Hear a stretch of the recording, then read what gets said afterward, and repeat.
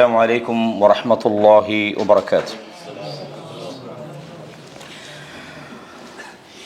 إن الحمد لله نحمده ونستعينه ونستغفره ونعوذ بالله من شرور أنفسنا وسيئات أعمالنا. من يهده الله فلا مضل له ومن يضلل فلا هادي له.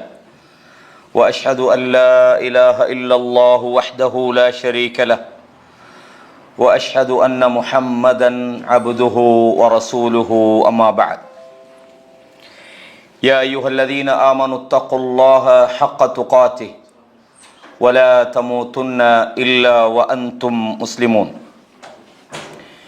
يا أيها الناس اتقوا ربكم الذي خلقكم من نفس واحدة وخلق منها زوجها وبث منهما رجالا كثيرا ونساء واتقوا الله الذي تساءلون به والأرحام إن الله كان عليكم رقيبا. يا أيها الذين آمنوا اتقوا الله وقولوا قولا سديدا يصلح لكم أعمالكم ويغفر لكم ذنوبكم ومن يطع الله ورسوله فقد فاز فوزا عظيما. கண்ணியமான இஸ்லாமிய சகோதரர்களே, சகோதரிகளே, தாய்மார்களே, எல்லா புகழும் இந்த அகிலங்களை படைத்தாளுகிற அல்லாஹ் ஒருவனுக்கே உரித்தாகட்டும். அவன்தான் வணக்க வழிபாடுகளுக்கு முழுமையான தகுதி பெற்றவன் என்று உறுதியாக சான்று பகர்ந்தவனாக, சாந்தியும் சமாதானமும் சத்திய தூதர் ஸல்லல்லாஹு அலைஹி வஸல்லம் அன்னவர்கள் மீதிலும் அன்னவர்களுடைய வாழ்க்கை வழிமுறைகளை தூய்மையோடு பின்பற்ற வேண்டும் என்று முயற்சிக்கிற அத்தனை நல்லடியார்கள் மீதிலும் உண்டாவதாக. கண்ணியமான சகோதரர்களே, என்ன தலைப்பில் இருக்கிறோம்? உள தூய்மை. அரபுல தஸ்கியத்துன் நஃப்ஸ், உள்ளத்தை துப்புரவாக்குதல் அல்லது தூய்மைப்படுத்துதல் அல்லது உள தூய்மை அப்படின்ற ஒரு தலைப்பில் நம்ம இருக்கிறோம். சென்ற வாரம் அது சம்பந்தமான அறிமுகத்தை நம்ம செஞ்சிருக்கிறோம், அப்படித்தானே? உள தூய்மைண்டா என்ன, அதில் அவசியம் என்ன, இது பற்றி அல் குர்ஆன் சுன்னா என்ன சொல்கிறது என்ற விஷயங்களை, அதே மாதிரி தஸ்கியத்துன் நஃப்ஸ்ன்றதனுடைய அரபு மொழி என்ன, அதனுடைய அர்த்தம் என்னன்றதை நாங்கள் பார்த்தோம். அதில் முக்கியமாக நாங்கள் பார்த்த ஒரு சூறால வரக்கூடிய முக்கியமானது கத் அஃப்லஹ மன் தஸக்கா வதக்கர ஸ்ம ரப்பிஹி ஃபஸல்லா. இதை நாங்கள் இந்த வசனம் பார்த்தோம். அதே மாதிரி அதாவது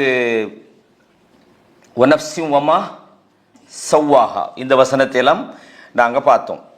அதே மாதிரி ஒவ்வொரு முஃமினும் தன்னுடைய உள்ளத்தை தூய்மைப்படுத்திக் கொள்ளணும். தன்னுடைய உள்ளத்தில் அந்த உள்ளம் என்ன நிலையில் இருக்கிறது அப்படின்றத பார்க்கணும். நம்மளோட என்னென்ன கோளாறுகள் இருக்குதோ அதை நம்மளோட உள்ளத்தில் நமக்கு என்ன செய்யலாம், கண்டுபிடிக்கலாம். இப்போ சாதாரணமாக உடல் கூறுகளில் ஏதாவது பிரச்சனை இருந்தால் நாங்கள் அதுக்கான மருந்துகளை நாங்கள் என்ன செய்ய, மருந்தகங்களில் ஃபார்மசிகளில் போய் வாங்கலாம். ஆனால் உள ரீதியாக நாங்கள் மார்க்க ரீதியான ஒரு பலவீனமான ஒரு நிலைமையில் நம்ம இருந்தால் அது நமக்கு என்ன செய்யும், விளங்கும். உதாரணமாக நமக்கு தொழுவுரத்தில் சோம்பேறித்தனமாக இருக்குது, குர்ஆன் ஓதுறத்தில் சோம்பேறித்தனமாக இருக்குது, ஏன்னா மார்க்கத்தை படிக்கிறதுக்கு நமக்கு சோம்பேறித்தனமாக இருக்குது, பாவங்களில் நம்மளுக்கு கொஞ்சம் விருப்பமாக இருக்குது, அப்படி தானே? இது மாதிரியான பிரச்சனைகள் வந்தால் நமக்கு என்ன விளங்கணும், நமது உள்ளத்துக்குள்ளே ஏதோ ஒரு பிரச்சனை இருக்குது. இதுக்கு நாங்கள் என்ன செய்யலாது, உலகத்தில் உள்ள மருந்தெல்லாம் எடுத்து குடிச்சு சரி வராது. அப்போ என்ன செய்யணும், மார்க்க ரீதியாக நாம் அதை எப்படி இலாஜ் ட்ரீட் பண்ணுறது அப்படின்றத பற்றி அதுக்கான வழிகளை நாங்கள் தேடும். அதே மாதிரி நாம் அல்லாஹு தஆலா அந்த தஸ்கியான்னு சொல்கிறோம், தூய்மைப்படுத்துதல்னா நாம் தூய்மையானவர்கள் அப்படின்னு என்ன செய்யக்கூடாது, வெளியில் போய் நான் தூய்மையானவன், நான் எந்த அளவு அப்படின்னு சொல்லி நம்மளை தூய்மைப்படுத்துகிற மாதிரியான எண்ணத்திலேயோ அல்லது செயலிலோ இருக்கக்கூடாது. எவ்வளவுதான் நாம் சிறந்தவர்கள் என்றாலும் கூட சில நபித்தோழர்கள் ஹந்தலா ரலியல்லாஹு அன்ஹு போன்றவங்க தங்களே முனாஃபிக் ஆகிட்டோமோன்னு நினைச்சாங்க. சொர்க்கத்துக்கு நன்மாராயம் கூறப்பட்ட உமர் இப்னு கத்தாப் தானும் ஒரு நயவஞ்சக பட்டியலில் இருக்கிறனோன்னு யோசிச்சாங்க. அப்போ நாம் எப்போவுமே முஹாசபத்து நஃப்ஸ், நம்மளை பத்தி நம்ம கேள்வி கேட்கணும், நாம் தூய்மையானவர்கள் என்று நாம் எப்போ நினைக்க கூடாது. அல்லாஹ் குர்ஆன்ல என்ன சொல்றான்? ஃபலா துஸக்கு அன்ஃபுஸக்கும், உங்களை நீங்க தூய்மைப்படுத்திக் கொள்ளாதீங்கன்ற விஷயத்தை நாங்க பார்த்தோம். இதே மாதிரி நபிமார்களுடைய வருகையே மனிதர்களுக்கு அல்லாஹ்வுடைய வசனங்களின் மூலம் உள்ளத்தை தூய்மைப்படுத்துது என்ற விஷயத்தை நாங்க பார்த்தோம். நபிமார்களுக்கு அல்லாஹு தஆலா அல்லாஹ் வேதத்தை அனுப்பினான். அந்த வேதத்தின் மூலம் தான் என்ன செஞ்சாங்க? உள்ளத்தை அவர்களை தூய்மைப்படுத்தினாங்க. அப்ப உள்ளத்தை தூய்மைப்படுத்துவது என்பது நபிமார்களுடைய பணி என்பதை விட நபிமார்கள் கொண்டு வந்த அந்த வேதத்தினுடைய பணியாக அது இருக்கிறது அப்படின்ற விஷயத்தை நாங்க படிச்சோம். உள்ளங்கள், குறிப்பாக நஃப்ஸ் என்பதும் அல் கல்பு என்பதும் கிட்டத்தட்ட ஒரே அர்த்தத்தில் அது இருக்கிறது. வித்தியாசங்கள் இருந்தாலும் அது ஒரு ஆழமான விளக்கங்களோடு சம்பந்தப்பட்ட வேறுபாடுகள் இருக்கிறது. அதுல நவீனகால அறிஞர்களுக்கும் அதாவது ஆரம்பகால அறிஞர்களுக்கும் இடையில அதை வரையறுக்கிறதுல பல கருத்து முரண்பாடுகள் இருந்தாலும் சுருக்கமாக நம்ம தெரிஞ்சு கொள்ளணும். நஃப்ஸ்னு சொன்னாலும் கல்புன்னு சொன்னாலும் ஃபுஆதுன்னு சொன்னாலும் இது எல்லாமே கிட்டத்தட்ட அதே மாதிரி அல் அக்ல்னு சொன்னாலும் ஒரே அர்த்தத்தை அது குறிக்கும். இந்த நஃப்ஸ் என்பது கொஞ்சம் விரிவான அர்த்தத்தை அது உள்ளடக்கும். எப்படி? ரூஹு, மனித உயிருக்கும் நஃப்ஸ்னு சொல்லப்படும், ஒரு மனிதனுக்கும் நஃப்ஸ்னு சொல்லப்படும். அப்படித்தானே? அல்லாஹு தஆலா என்ன சொல்றான்? ஒரே ஆத்மால இருந்து நாங்க என்ன செய்தோம்? மனித சமுதாயத்தை உருவாக்கணும். அல்லாஹு தஆலா நஃப்ஸ்னு யூஸ் பண்ற விஷயங்கள் எல்லாம் நாங்க கடந்த வகுப்புல படிச்சோம். நாம் வாழ்க்கையில வெற்றி பெறணுமாக இருந்தா நாம் என்ன செய்யணும்? நமது நஃப்ஸை தூய்மைப்படுத்தணும் அப்படின்ற விஷயத்தை நாங்க படிச்சோம். அதே மாதிரி முக்கியமான ஒரு துஆவை நான் சொல்லி தந்தேன். அல்லாஹும்ம ஆத்தி நஃப்ஸி தக்வாஹா, யா அல்லாஹ் என்னுடைய நஃப்ஸுக்கு இறையச்சத்தை தருவாயாக. வஸக்கிஹா அன்த கைரு மன் ஸக்காஹா, யா அல்லாஹ் நீ அதை தூய்மைப்படுத்துவாயாக, தூய்மைப்படுத்துவர்கள்ல நீ மிகச் சிறந்தவனாக இருக்கிறாய். அன்த வலியுஹா வ மௌலாஹா, நீதான் அதனுடைய வலி, பாதுகாவலன், நீதான் அதனுடைய பொறுப்பாளியாக இருக்கிறாய் அப்படின்ற துவாவையும் சஹீஹ் முஸ்லிம்ல வரக்கூடிய துவாவை நாங்க சொல்லி தந்தோம். இதே மாதிரி தஸ்கியாவுடைய வகைகளை பத்தி நாங்க சொல்லும்போது இரண்டு விஷயங்கள் இருக்கிறது. ஒன்னும் உள்ளத்துக்குள்ள உள்ள அந்த உள்ளத்துல உள்ள பிழையான விஷயங்களை களையிறது, வெளியில எடுக்கிறது. அடுத்தது என்னது? நல்ல அம்சங்களை உள்ளத்துக்குள்ள கொண்டு போய் சேர்க்கிறது. இந்த ரெண்டு விஷயங்களை நாங்க பார்த்தோம். அத்தஹ்லியா அதே மாதிரி வத்தஹ்லியா என்ற விஷயத்தை நாங்க பார்த்தோம். இந்த விஷயத்தை நாங்க தஸ்கியத்துன் நுஃபூஸ் என்ற ஒரு கிதாபை மையமாக வச்சு படிச்சுக்கிட்டு வரோம். அதுல உள்ள விஷயங்களை பேஸா வச்சு மேலதிகமான சில தகவல்களோடு படிச்சுக்கிட்டு வரோம். இதை துக்தூர் அஹ்மத் ஃபரீத் என்கிற நவீனகால அறிஞர்களில் ஒருவர், எகிப்தை சேர்ந்தவர், இந்த புத்தகத்தை மிக அழகான முறையில் தொகுத்திருக்கிறாங்க. 126 பக்கங்களை கொண்டது. முடியுமான வரைக்கும் நாங்கள் இதை செய்கிறோம், சுருக்கி 4 வகுப்புல முடிச்சிடலாம் என்ற திட்டத்தோடு இந்த பாடத்தை நம்ம செய்கிறோம். இது 2வது தொடர். இதுல இரண்டாவது தலைப்பாக, அதாவது மிக முக்கியமான ஒரு தலைப்பாக அவங்க கொண்டுட்டு வராங்க. என்னடா, நாம் செய்கிற அமல்கள், நம்முடைய இபாதத்துகள், நம்முடைய தொழுகை, நம்முடைய நோன்பாக இருக்கட்டும், நம்ம செய்கிற வணக்க வழிபாடுகளாக இருக்கட்டும், இது அல்லாஹ்விடத்துல கபூல் செய்யப்படணுமாக இருந்தால் 2 முக்கியமான விஷயங்கள் அதனுடைய நிபந்தனைகளாக இருக்கின்றன. யாருக்கா சொல்லலுமா? 2 என்னன்னு தெரிஞ்சவங்க சொல்லும், சங்கடப்பட தேவையில்லை. தெரியலன்னா சைலண்டா இருங்க. யாருக்காவது? முதலாவது இஹ்லாஸ், 2வது அல் முத்தாபான்னு சொல்லுவாங்க. அது சுன்னாவுடைய அடிப்படையில் அது இருக்கணும். முதல்ல என்ன இருக்கணும்? அல் இஹ்லாஸ். நாம எந்த ஒரு செயலை செய்தாலும் அது அல்லாஹ்வுக்காக நியத்தோடு செய்யணும். இது முக்கியம். அதாவது இமாம் புகாரி ரஹிமஹுல்லா தன்னுடைய கிதாபை தொகுத்த நேரத்தில் முதல் ஹதீஸ் எது? நியத்தை பத்தி, இஹ்லாஸை பற்றி. இதையே இந்த வழிமுறையை ஃபாலோ பண்ணி இமாம் நவவி ரஹிமஹுல்லா ஒரு கிதாப் எழுதினாங்க, ரியாது சாலிஹின். நிறைய பள்ளிவாசல் அடிக்கும். முதல் ஹதீஸ் என்ன? அல் இஹ்லாஸ். முதல் பாடமே இஹ்லாஸ். ஏன்னா இஹ்லாஸ் என்பது இந்த உள தூய்மையில மிக முக்கியமான ஒரு பகுதி. எனவே தான் அந்த உள்ளதை பத்தி பேசுவாங்க. இதுல நஃப்ஸ் அப்படின்றத உள்ளம் என்ற அர்த்தத்தில், உள்ளத்தை எத்தனை வகையான உள்ளங்கள் இருக்கிறது, அதை நாம எந்த வகையான உள்ளத்தோட வாழ்றோம், நமக்கு எது விருப்பமாக இருக்கிறது, எது வெறுப்பாக இருக்கிறது, நமது உள்ளத்துக்கு எது தேவை, எந்த வகையான இடத்துக்கு நாங்கள் அந்த உள்ளத்தை கொண்டு போகணுன்ற விஷயத்தை நாம கண்டிப்பாக பார்க்கணும். அப்ப முதலாவது விஷயம் அல் இஹ்லாஸ். 2வது வல் முதாபா. இதான் நீங்க சொன்னது. நபி முதாபான்ற என்னது? ரசூலுல்லாஹ் அல் குர்ஆன் சுன்னா எந்த அடிப்படையில் அந்த அமலை செய்ய சொல்லிக்கின்னு பார்க்கணும். உதாரணமா சில நம்மட எண்ணங்கள்ல நம்ம உண்மையான இஹ்லாஸா இருந்தாலும், இப்ப நாங்க நியத்து வைக்கிறோம் உண்மையான எண்ணத்தோட, யா அல்லாஹ் என்னுடைய இந்த காரியம் நடந்துன்னு சொன்னா சுபுவுக்கு நான் 10 ரக்காத் தொழுவேன் அல்லாஹ் அப்படின்னு ஒரு ஆள் உண்மையான நியத்தோட இஹ்லாஸோட நியத்து வைக்கிறார், போய் 10 ரக்காத் தொழுகிறார். அவர் இஹ்லாஸில் எந்த குறைச்சலும் இல்லை. அந்த சுபு தொழுவை ஏற்றுக்கொள்ளப்படுமா? படாது. என்ன காரணம்? இஹ்லாஸ் இருந்தது, எது இல்லை? அவருடைய செயல் நபி வழி அடிப்படையில் இல்லை. இரண்டாவது, ஒரு ஆள் நல்ல அழகா தொழுகிறாரு, அழகா எல்லாம் செய்யறாரு, ஆனா அவர் அல்லாஹ்வுக்காக செய்யல, மக்களுக்காக பிறருக்கு காட்டுறதுக்காக அவர் செய்யறாரு. ஏற்றுக்கொள்ளப்படுமா? படாது. ஏன்? இஹ்லாஸ் இல்ல, அழகா செஞ்சார். அப்ப ரெண்டுமே முக்கியமானது. ஒன்று இருந்து இன்னொன்னு இல்லைண்டா நமது செயல் அல்லாஹ்விடத்தில் அங்கீகாரம் இல்லை. எந்த ஒரு விஷயமாக இருந்தாலும் அந்த இஹ்லாசு நிய்யா, நம்மட உள்ளம் இஹ்லாஸாகவும் அந்த செயல் முதாபா, இது முக்கியமான ஒன்று.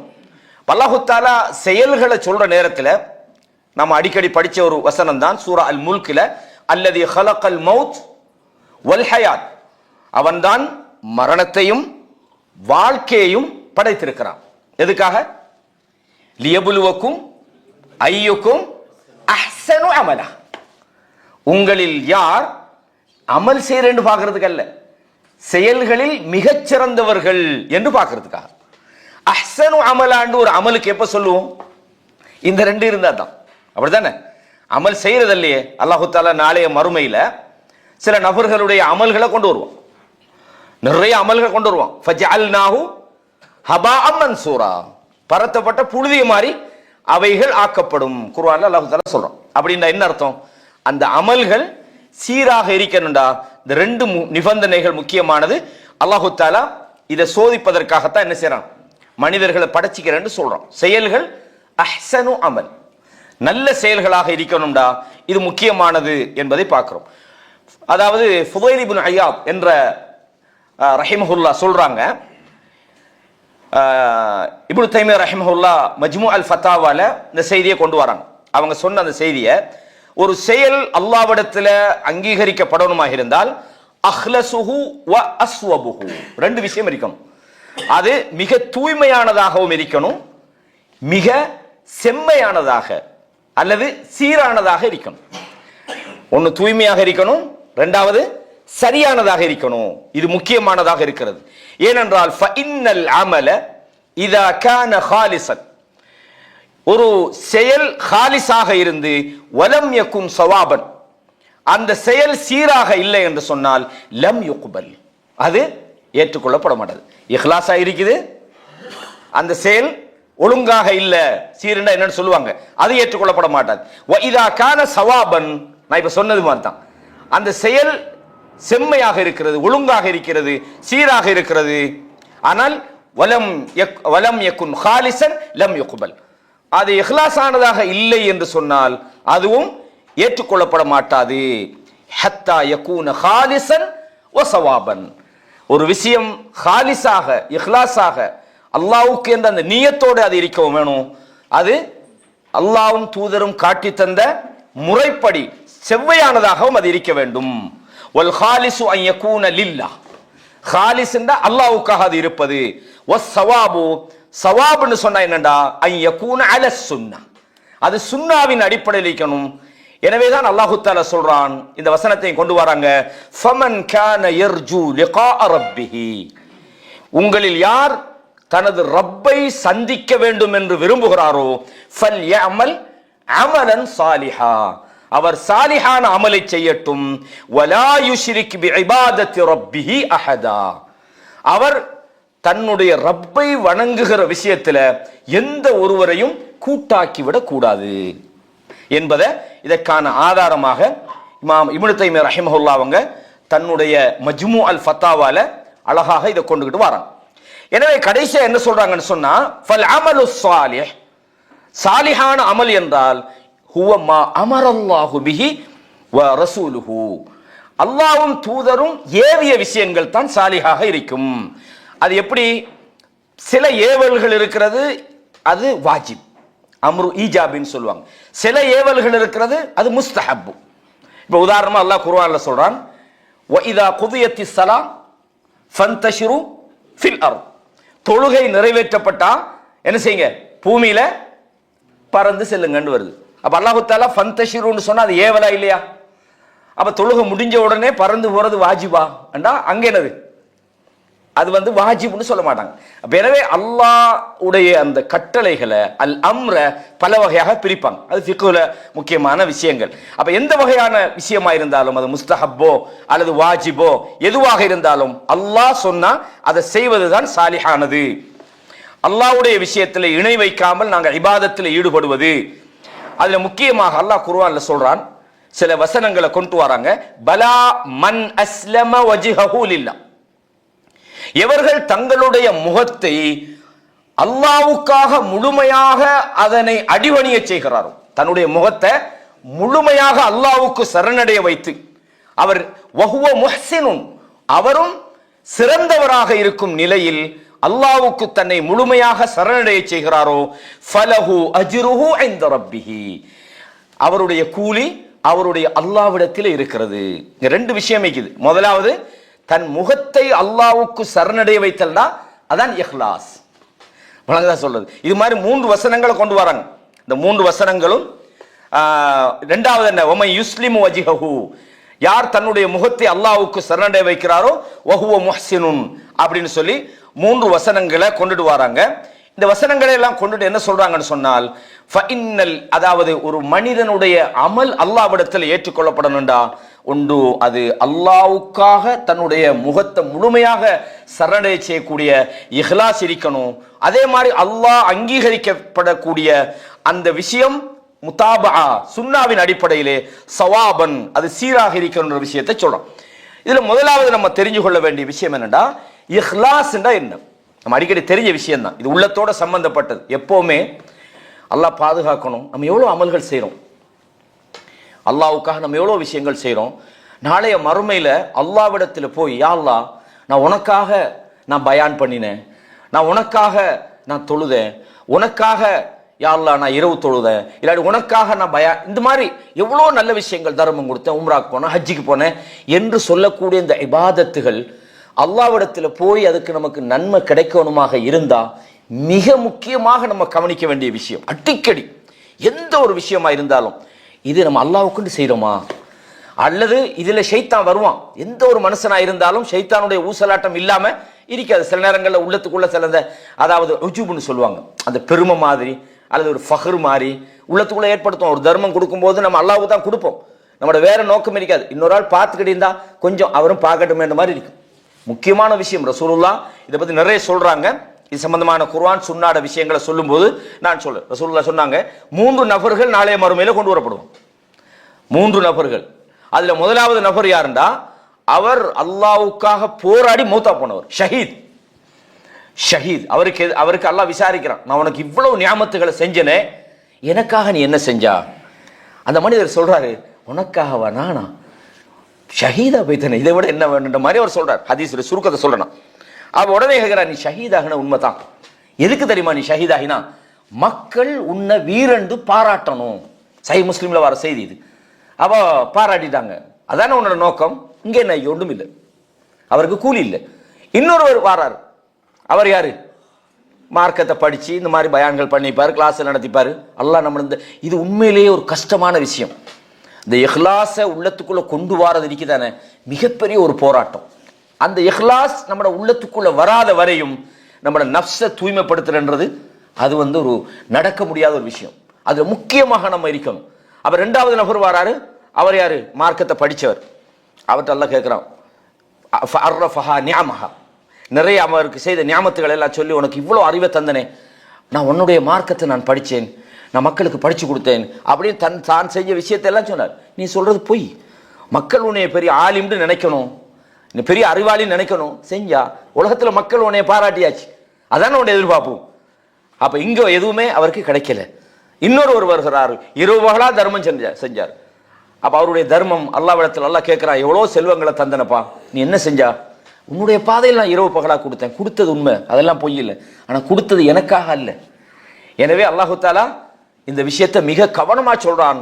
ஒமா உமிரு, அதாவது அவர்கள் அல்லாவை இஹ்லாஸானவர்களாக, வமா உமிரு இல்லா லியஅப்துல்லாஹ முஹ்லிஸீன லஹுத்தீன், அவர்கள் இஹ்லாஸாக அல்லாஹ்வை வணங்கணும்.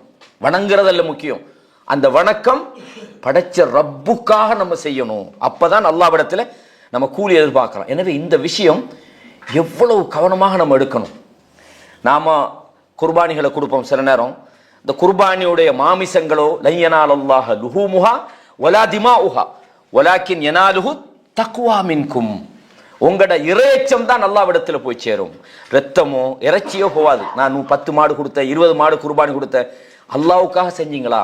எனவே இஹ்லாஸை நாம மிக முக்கியமாக பார்க்கணும். ஒவ்வொரு நாளும் நாம செய்யற எல்லா விதமான இபாதத்துகளையும் ரியாவுக்காக, மக்கள் பார்க்குறாங்க முகஸ்துதிக்காக, அல்லது உலகத்தில் ஒரு பெனிஃபிட்ஸுக்காக ஏதாவது செய்யறேன்டா, நம்ம இங்கே போனால் இன்னும் சரி கிடைக்கும், பள்ளிக்கு போனால் இந்நேரம் சந்திக்கலாம், இந்த மாதிரி உலக நோக்கங்கள் அதில் மிக்ஸ் ஆகாம எந்த ஒரு விஷயத்தை செஞ்சாலும் அல்லாஹ்வுக்காக செய்யறது.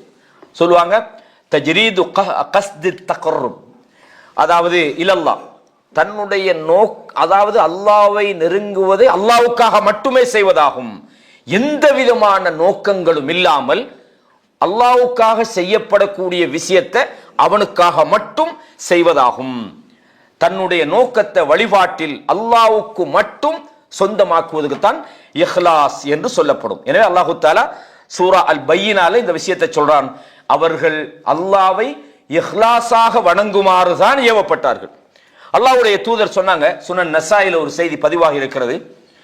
அபு உமாமா அல் பாஹிலி ரதியல்லாஹு அன்ஹு சொல்றாங்க, ஜாஅ ரஜுலுன் இல நபி ஸல்லல்லாஹு அலைஹி வஸல்லம், ஒரு மனிதர் அல்லாஹ்வுடைய தூதரிடம் வந்து கேட்டாங்க, அரஐத ரஜுலன் கஸா யல்தமிசுல் அஜ்ர் வத்திக்ர், ஒரு மனிதர் போராடுகிறார், அவர் அல்லாஹ்விடத்தில் கூலி எதிர்பார்க்கிறார். அவர் அல்லாஹ்வுடைய அந்த கூலியில எல்லாம் ஒண்ணுமில்லை, அவர் எண்ணத்துல அல்லாஹ்விடத்துல தனக்கு கூலி கிடைக்கணுன்றதுக்காக போராடுகிறார். அதே நேரத்தில் மக்களிடத்திலே தான் நினைவு கூறப்படணும்னு நினைக்கிறார். அவர் இஹ்லாஸ இல்லாம இல்ல, இஹ்லாஸ் இருக்கிறது. ஆனால் அவர் இஹ்லாஸோட சேர்த்து மக்களிடத்திலேயும் எனக்கு ஒரு தான் நினைவுபடுத்தப்படணும் என்பதற்காக போராடுகிறார். கேட்கிறாங்க, மாலஹு, அவருக்கு என்ன கூலி கிடைக்கும்னு கேட்கிறாங்க. ஃபகால ஸல்லல்லாஹு அலைஹி வஸல்லம் லா ஷைஅ லஹு, அவருக்கு ஒரு கூலியும் கிடைக்காது. அவருடைய போராட்டத்துக்கு எந்த விதமான கூலியும் கிடைக்காது. ஃபஅஆதஹா ஸலாஸ மர்ராத், 3 தடவைகள் அல்லாஹ்வுடைய தூதர் ஸல்லல்லாஹு அலைஹி வஸல்லம் அவங்க மீட்டினார்கள். யகூலு ஸல்லல்லாஹு அலைஹி வஸல்லம் லா ஷைஅ லஹு, 3 முறையும் சொன்னாங்க அவருக்கு எதுவுமே கூலி கிடைக்காது. சொன்னாங்க, இன்னல்லாஹ லா யக்பலு மினல் அமல், அல்லாஹ் எந்த ஒரு செயலை ஏற்றுக்கொள்கிறான் என்றால் இல்லா மா கான லஹு ஹாலிசன், அந்த செயல் அல்லாஹ்வுக்காகவே அது அமைந்திருக்க வேண்டும். வப்துகிய பிஹி வஜ்ஹுஹு, அல்லாஹ்வுடைய முகம், அல்லாஹ்வுடைய திருமுகத்தை அதிலே நாடப்பட்டிருக்க வேண்டும் என்ற செய்தியை சுனன் நசாயிலே இந்த செய்தி பதிவாக இருக்கிறது. ஷேக் அல்பானி ரஹிமஹுல்லா அவங்க ஹசன் என்ற தரத்தில் இந்த செய்தியை பதிவு செய்திக்கிறாங்க. அதாவது அல் அஹாதிசு சஹீஹால இந்த செய்தி, சில்சிலா அல் அஹாதிஸ் சஹீஹால இந்த செய்தி பதிவாக இருக்கிறது, ஆதாரபூர்வமான ஒரு செய்தி. இதே மாதிரி ரசூலுல்லாஹ் ஒரு செய்தி சொல்றாங்க, 3 விஷயங்கள் இருக்கிறது. சுனன் திருமிதியில் வரக்கூடிய செய்தி, ஆதாரபூர்வமான செய்தி. இந்த 3 விஷயங்கள் லா யுகில்லு அலைஹின்ன கல்பு முஸ்லிமின், வேற ஒரு அறிவிப்பில் கல்பு முஃமின் என்று வருது. மூமினுடைய உள்ளம் அந்த 3 விஷயத்திலும் மாறு செய்யாது. அதுல சொன்னாங்க, இஹ்லாசுல் அமலி லில்லாஹ், அல்லாஹ்வுக்காக இஹ்லாஸான முறையில் அமல் செய்வது. ஒரு மூமினுடைய உள்ளம் ஒரு நாளும் இந்த இஹ்லாஸுக்கு எதிராக இருக்காது. இஹ்லாஸை அது என்ன செய்யாது, விட்டு விடாது, இஹ்லாஸோடு இருக்கும். வ முனாசஹத்து அஇம்மத்தில் முஸ்லிமீன், முஸ்லிம்களுடைய தலைவர்களுக்கு அவர்களுடைய விஷயத்தில் நலம் நாடுவது. வ லுஸூமு ஜமாஅத்திஹிம், அந்த இஸ்லாமிய சமூகத்தோடு சேர்ந்திருப்பது என்று 3 விஷயங்களை அல்லாஹ்வுடைய தூதர் ஸல்லல்லாஹு அலைஹி வஸல்லம் சொன்னாங்கன்றதை பார்க்கிறோம். எனவே கண்ணியமான இஸ்லாமிய சகோதரர்களே, இந்த உள்ளத்தை பொறுத்த வரையும் இதுல முக்கியமான ஒரு விஷயத்தை கவனிக்கணும். எப்போதும் அல்லாஹ்வோடு நமது உள்ளம் தொடர்பாக இருக்கும். எப்போதும் அல்லாஹ்வுடைய அந்த திக்ர் எண்ணத்தோடு நாம் தொடர்பாக இருக்கணும். அல்லாஹ் குர்ஆன்ல என்ன சொல்றான், ஒமன் அஅரத அன் திக்ரி ஃபஇன்ன லஹு மஈஷத்தன் லன்கான்றான், எவர்கள் என்னை நினைப்பதை புறக்கணிச்சாங்களோ, உள்ளத்துக்குள்ள அல்லாஹ்வுடைய எண்ணம் திக்ர் இல்லைண்டா, என்ன நினைக்கிறத அவர்கள் புறக்கணித்து விட்டால் அவர்களுடைய வாழ்க்கை நெருக்கடியாக மாறிவிடும். என்னடா நல்லா தானே உழைக்கிறோம், நல்ல வருமானம் தானே வருது, நல்ல தொழில் தானே வருது, என்ன வாழ்க்கையில் இப்படி பிரச்சனை? சில ஆட்களை பார்க்குறோம், மார்க்கத்துக்கும் அல்லாவுக்கும் இடையில் அவங்களுக்கு எந்த சம்பந்தம் வைக்காது. பொருளாதாரத்தில் ஹராம் ஹலால் பேண மாட்டாங்க, தொழுகையில் அவங்க எந்த விதமான கேரும் பண்ண மாட்டாங்க, குர்ஆனோட அவங்களுக்கு எந்த சம்பந்தமும் இருக்காது, மார்க்க மஜ்லிஸ்களோட அவங்களுக்கு எந்த சம்பந்தம். 24 மணித்தியாலமும் உலகத்தில் எப்படி சம்பாதிக்கலாம், எப்படி ஏர்ன் பண்ணலாம், எப்படி நாங்கள் பணத்தை சேமிக்கலாம், இந்த உலகத்துக்கும் அவங்களுக்கும் தான் தொடர்பு. உலகத்திலேயே தான் அவங்களோட கவலை. என்ன ரசூலுல்லாஹ் சொன்னாங்களா இல்லையா, யாருடைய கவலை அல்லாஹ்வுக்காக மறுமையை பத்தி இருக்குதோ பொருளாதாரத்தை அல்லாஹ்வுடைய காலடி கொண்டு வந்துருவாங்க. யாருக்கு உலகம் தான் உங்களோட நோக்கமாக இருக்கிறதோ அவனுக்கு கண்ணுக்கு முன்னால் அல்லாஹ் வறுமையை காட்டுவான். நீங்க மறுமைக்காக நீங்க வாழ்ந்தீங்கன்னு சொன்னா உங்களுக்கு பணமெல்லாம் வர தேவையில்லை, பொருளாதாரம் இருக்க தேவையில்லை, உங்க வாழ்க்கையே ஒரு பணக்காரன வாழ்க்கை மாதிரி ஆகிரும். எந்த ஒரு பிரச்சனை வந்தாலும் அதை ஈஸியா கடந்துட்டு போயிருவீங்க. ஏன்னா நீங்க திக்ரோட இறை நினைவோட வாழ்றீங்க. எனவே அல்லாஹ் தஆலா சொன்னான், யா ஒமன் அஅரத அன் திக்ரி ஃபஇன்ன லஹு மஈஷத்தல் லங்கா. என்ன நினைக்கிறத எவன் மறக்கிறானோ அவனோட வாழ்க்கை ஒரு நெருக்கடியானதாக மாறும். அல்லாஹ் சொல்றான், குர்ஆன்ல சொல்றான். அவனை நாங்க மறுமை நாள்ல எழுப்பும் போது அவனை குருடனாக நாம் எழுப்புவோம். அல்லாஹ் இடத்துல கேட்கிறான், எதுக்காக நீ என்ன குருடனா எழுப்புறா? நான் தான் உலகத்துல நல்லா தானே பார்த்துக்கிட்டு இருந்தேன். அல்லாஹ் சொல்றான், என்னுடைய வசனங்கள் வந்த போது நீ என்ன செய்யல, அந்த வசனங்களை நீ நீ நீ கவனிக்கல, நீ நினைக்கல. வகதாலிக்கல் யௌம துன்ஸா. எனவே ஒரு மூமினை பொறுத்தவரையும் அல்லாஹ்வுடனான அந்த தொடர்புல அவன் இருக்கும்.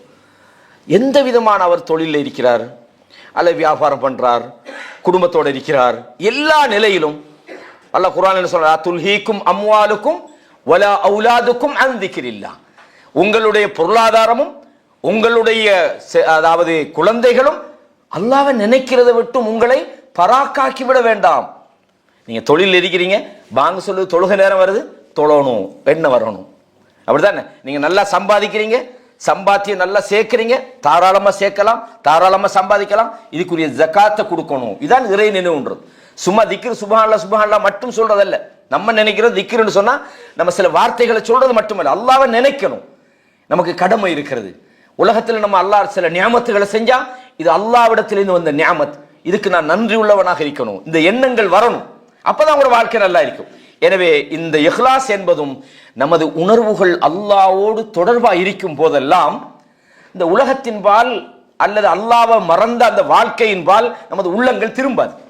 எப்போதெல்லாம் நமது உள்ளம் இந்த உலகத்தோட கூடுதலாக நமக்கு தொடர்பட்டு அல்லது இந்த உலக மோகம் நம்முடைய உள்ளத்தை ஆதிக்கப்படுத்துமோ, இந்த உலக மோகத்தில் நமது உள்ளங்கள் கூடுதலாக ஈடுபடுமோ, மறுமையை பற்றிய எண்ணங்கள் குறைய ஆரம்பிக்கும். அப்ப தொழுகையை பற்றிய எண்ணங்கள் குறையும், நல்ல இபாதத்துகளை பற்றிய சிந்தனை குறையும். இது முக்கியமாக நாம கவனிக்க வேண்டிய ஒரு விஷயம். எனவே இஹ்லாஸ் என்று சொன்னால் அது உள்ளத்தை அழுக்குகளை விட்டும் தூய்மைப்படுத்தி, மோசமான எண்ணங்களை விட்டும் தூய்மைப்படுத்தி, அல்லாஹ்வுக்காக என்று ஒருமைப்படுத்துவதை நாங்கள் என்ன செய்யலாம், குறிக்கலாம் என்பதை பார்க்கிறோம். எனவே நாங்க இந்த இஹ்லாஸை ஏற்படுத்தக்கூடிய செயல்களை வாழ்க்கையில நாம் என்ன செய்யணும், தேடணும். அல்லாஹ்விடத்தில், யா அல்லாஹ் எனக்கு இஹ்லாஸான மனிதனாக என்னை ஆக்கிரியா அல்லாஹ் என்று அல்லாஹ்விடத்தில் நாங்கள் அடிக்கடி கேட்கணும்ன்ற விஷயத்தை நாங்கள் பார்க்கிறோம். சில செயல்களை நாங்கள் செய்வோம், அந்த செயல் நாம் எதற்காக செய்கிறோம். இப்போ ஒரு ஆள் டெய்லி வாரார், அவர் முதலாவது ஃபெஸ்ட் சஃப்ல நிற்பார். அவர் அது எதுக்காக செய்யறாரு, அல்லாஹ்வுக்காக. நான் எப்படியோ சுபுஹ் தொழுகையில நான் முதலாவது சஃப்ல நிற்கணும்னு நினைக்கிறார். தப்பா? இல்லை, தப்பு இல்லை, நிற்கணும், அதுக்காக முயற்சி செய்யணும். அல் முபாதரா இலல் அமால். ரசூலுல்லாஹ் சொன்னாங்க, பாதிரு பில் அமாலி ஃபித்னா. குழப்பங்கள் ஏற்படுவதற்கு முன்பு நீங்க ஃபித்னாவுக்கு முதலில் நீங்கள் நல்ல செயல்களுக்காக போட்டி போடுங்கள். குழப்பம் எப்படி வரும்? லைலில் முஸ்லிம் தான். குழப்பங்கள் இருள் புலம்புகளைப் போல உங்களுக்கு வரும். அப்படி ஒரு நேரம், அந்த காலம் வருவதற்கு முன்பு நல்ல செயல்களுக்காக நீங்கள் போட்டி போடுங்கள். எந்த அளவுக்கு குழப்பம் வரும்னா, யுஸ்பிஹு ரஜுலு முஃமினன் வ யும்சி காஃபிரன். காலையில ஒரு மூமின் ஒருவன் மூமினாக இருப்பான், மாலையில காஃபிரா போயிடுவான். மாலையில மூமினா இருப்பான், காலையில காஃபிரா போயிடுவான். அப்போ அதுக்காக போட்டி போடணும். அதே நேரத்தில் அந்த விஷயம் பிறருடைய கவனத்தை ஈர்க்கிறதா, நான் எப்போ முன்சஃப்ல நிற்பேன். இவர் சொல்றார், அவர் தொழுகிற உண்மைதான், தொழுது என்ன செய்றார், நான் அந்த முதல் சஃப் எப்பவுமே மிஸ் பண்ணிடலங்கிறார். முடிஞ்சு போச்சு தொழுது. அல்லது தொழுது முடிஞ்சு வெளியே வந்து பாருங்களேன், நம்ம மட்டும் வாரோம், ஒருத்தன் வாரம் இல்லையே, முடிஞ்சு போச்சு. கவலைப்படலாம், அதுக்காக உபதேசம் பண்ணலாம். நாம் எப்பவுமே கவனமாக இருக்கணும். நம்மளோட இஹ்லாஸ்ல எதுவும் நடந்துடப்படாது. இதெல்லாம் நம்ம சீர்திருத்தப்பட வேண்டியது, அதை கொண்டு வரணும். நம்ம போறோம், ஒரு நாள் முதலாம் செஃப் கிடைக்கல, ரெண்டாவது அன்றைக்கு ஃபுல்லா பார்த்தவனா நம்மளை என்ன நினைச்சிருப்பான். நான் எப்பவுமே முதல் செஃப்லாம் நான் நிற்கிறேன், பாருங்களேன் இன்றைக்கு நான் ரெண்டாவது செஃப்க்கு வந்துட்டேனே, டெய்லி என்னை பார்க்குறவன் என்ன நினைப்பான், நான் இன்றைக்கு பள்ளிக்கு வராமல் போய்த்தேனே, மிஸ் ஆகிட்டேன், என்னை என்ன நினைப்பான் என்று நீங்க நினைச்சிங்கன்னா நீங்க இஹ்லாஸுக்கு எதிராக இருக்கீங்கன்னு அர்த்தம். எனவே எதா இருந்தாலும் ஒன்று தவறிட்டா ஒன்றும் செய்யலாது, அது உங்களுக்கு கிடைக்கல, அவ்வளோதான். நீங்கள் அல்லாஹ்வை கொண்டு செஞ்சா நீங்கள் தூங்கிட்டீங்க. உதாரணமா அநியாயம், இன்னைக்கு பள்ளிக்கு வந்த ஆட்களை என்ன நினைச்சிப்பாங்க என்னை பற்றி, நான் தூங்கிட்டேனே அப்படி நீங்கள் நினைச்சிங்கண்டா நீங்கள் அல்லாஹ்வுக்காக தொழல. அப்போ அல்லாஹ்வுக்காக என்னது இஹ்லாஸை கொண்டு வரதுக்கான அடிப்படைகளை நாங்கள் கண்டிப்பாக நாம செய்யணும். இது முதலாவது இஹ்லாஸை பற்றிய விஷயம். ரெண்டாவது என்ன, அப்ப இந்த விஷயம் இருந்தா தான் அல்லாஹ்விடத்தில் நம்ம செயல் அங்கீகரிக்கப்படும். இரண்டாவது என்னது, நம்ம செயல்கள் அல்லாஹ்வும் தூதரும் நமக்கு காட்டி தந்த முறைப்படி அது இருக்கணும். என்னது, அல்லாஹ் குர்ஆன்ல ரசூலுல்லாஹ் சொல்றாங்க, மன் அஹதஸ ஃபீ அம்ரினா ஹாதா, சஹீஹ் புகாரில 2697வது இலக்கத்தில் இருக்கு. எப்படி, யார் நமது இந்த மார்க்க விஷயத்துல புதிதாக ஒன்றை உருவாக்கி விட்டானோ, மா லைஸ ஃபீஹி, இல்லாத ஒரு விஷயத்துல மார்க்கத்துல ஒருவன் உண்டாக்கி விட்டால் ஃபஹுவ ரத்துன், அது மறுக்கப்படும். நிறைய ஹதீஸ்கள்ல இதை நீங்க பார்க்கலாம். அப்ப எந்த ஒரு விஷயமாக இருந்தாலும் மார்க்கம் நம்ம செய்யறதாக இருந்தால் அது சுன்னாவின் அடிப்படையில் இருக்கணும்.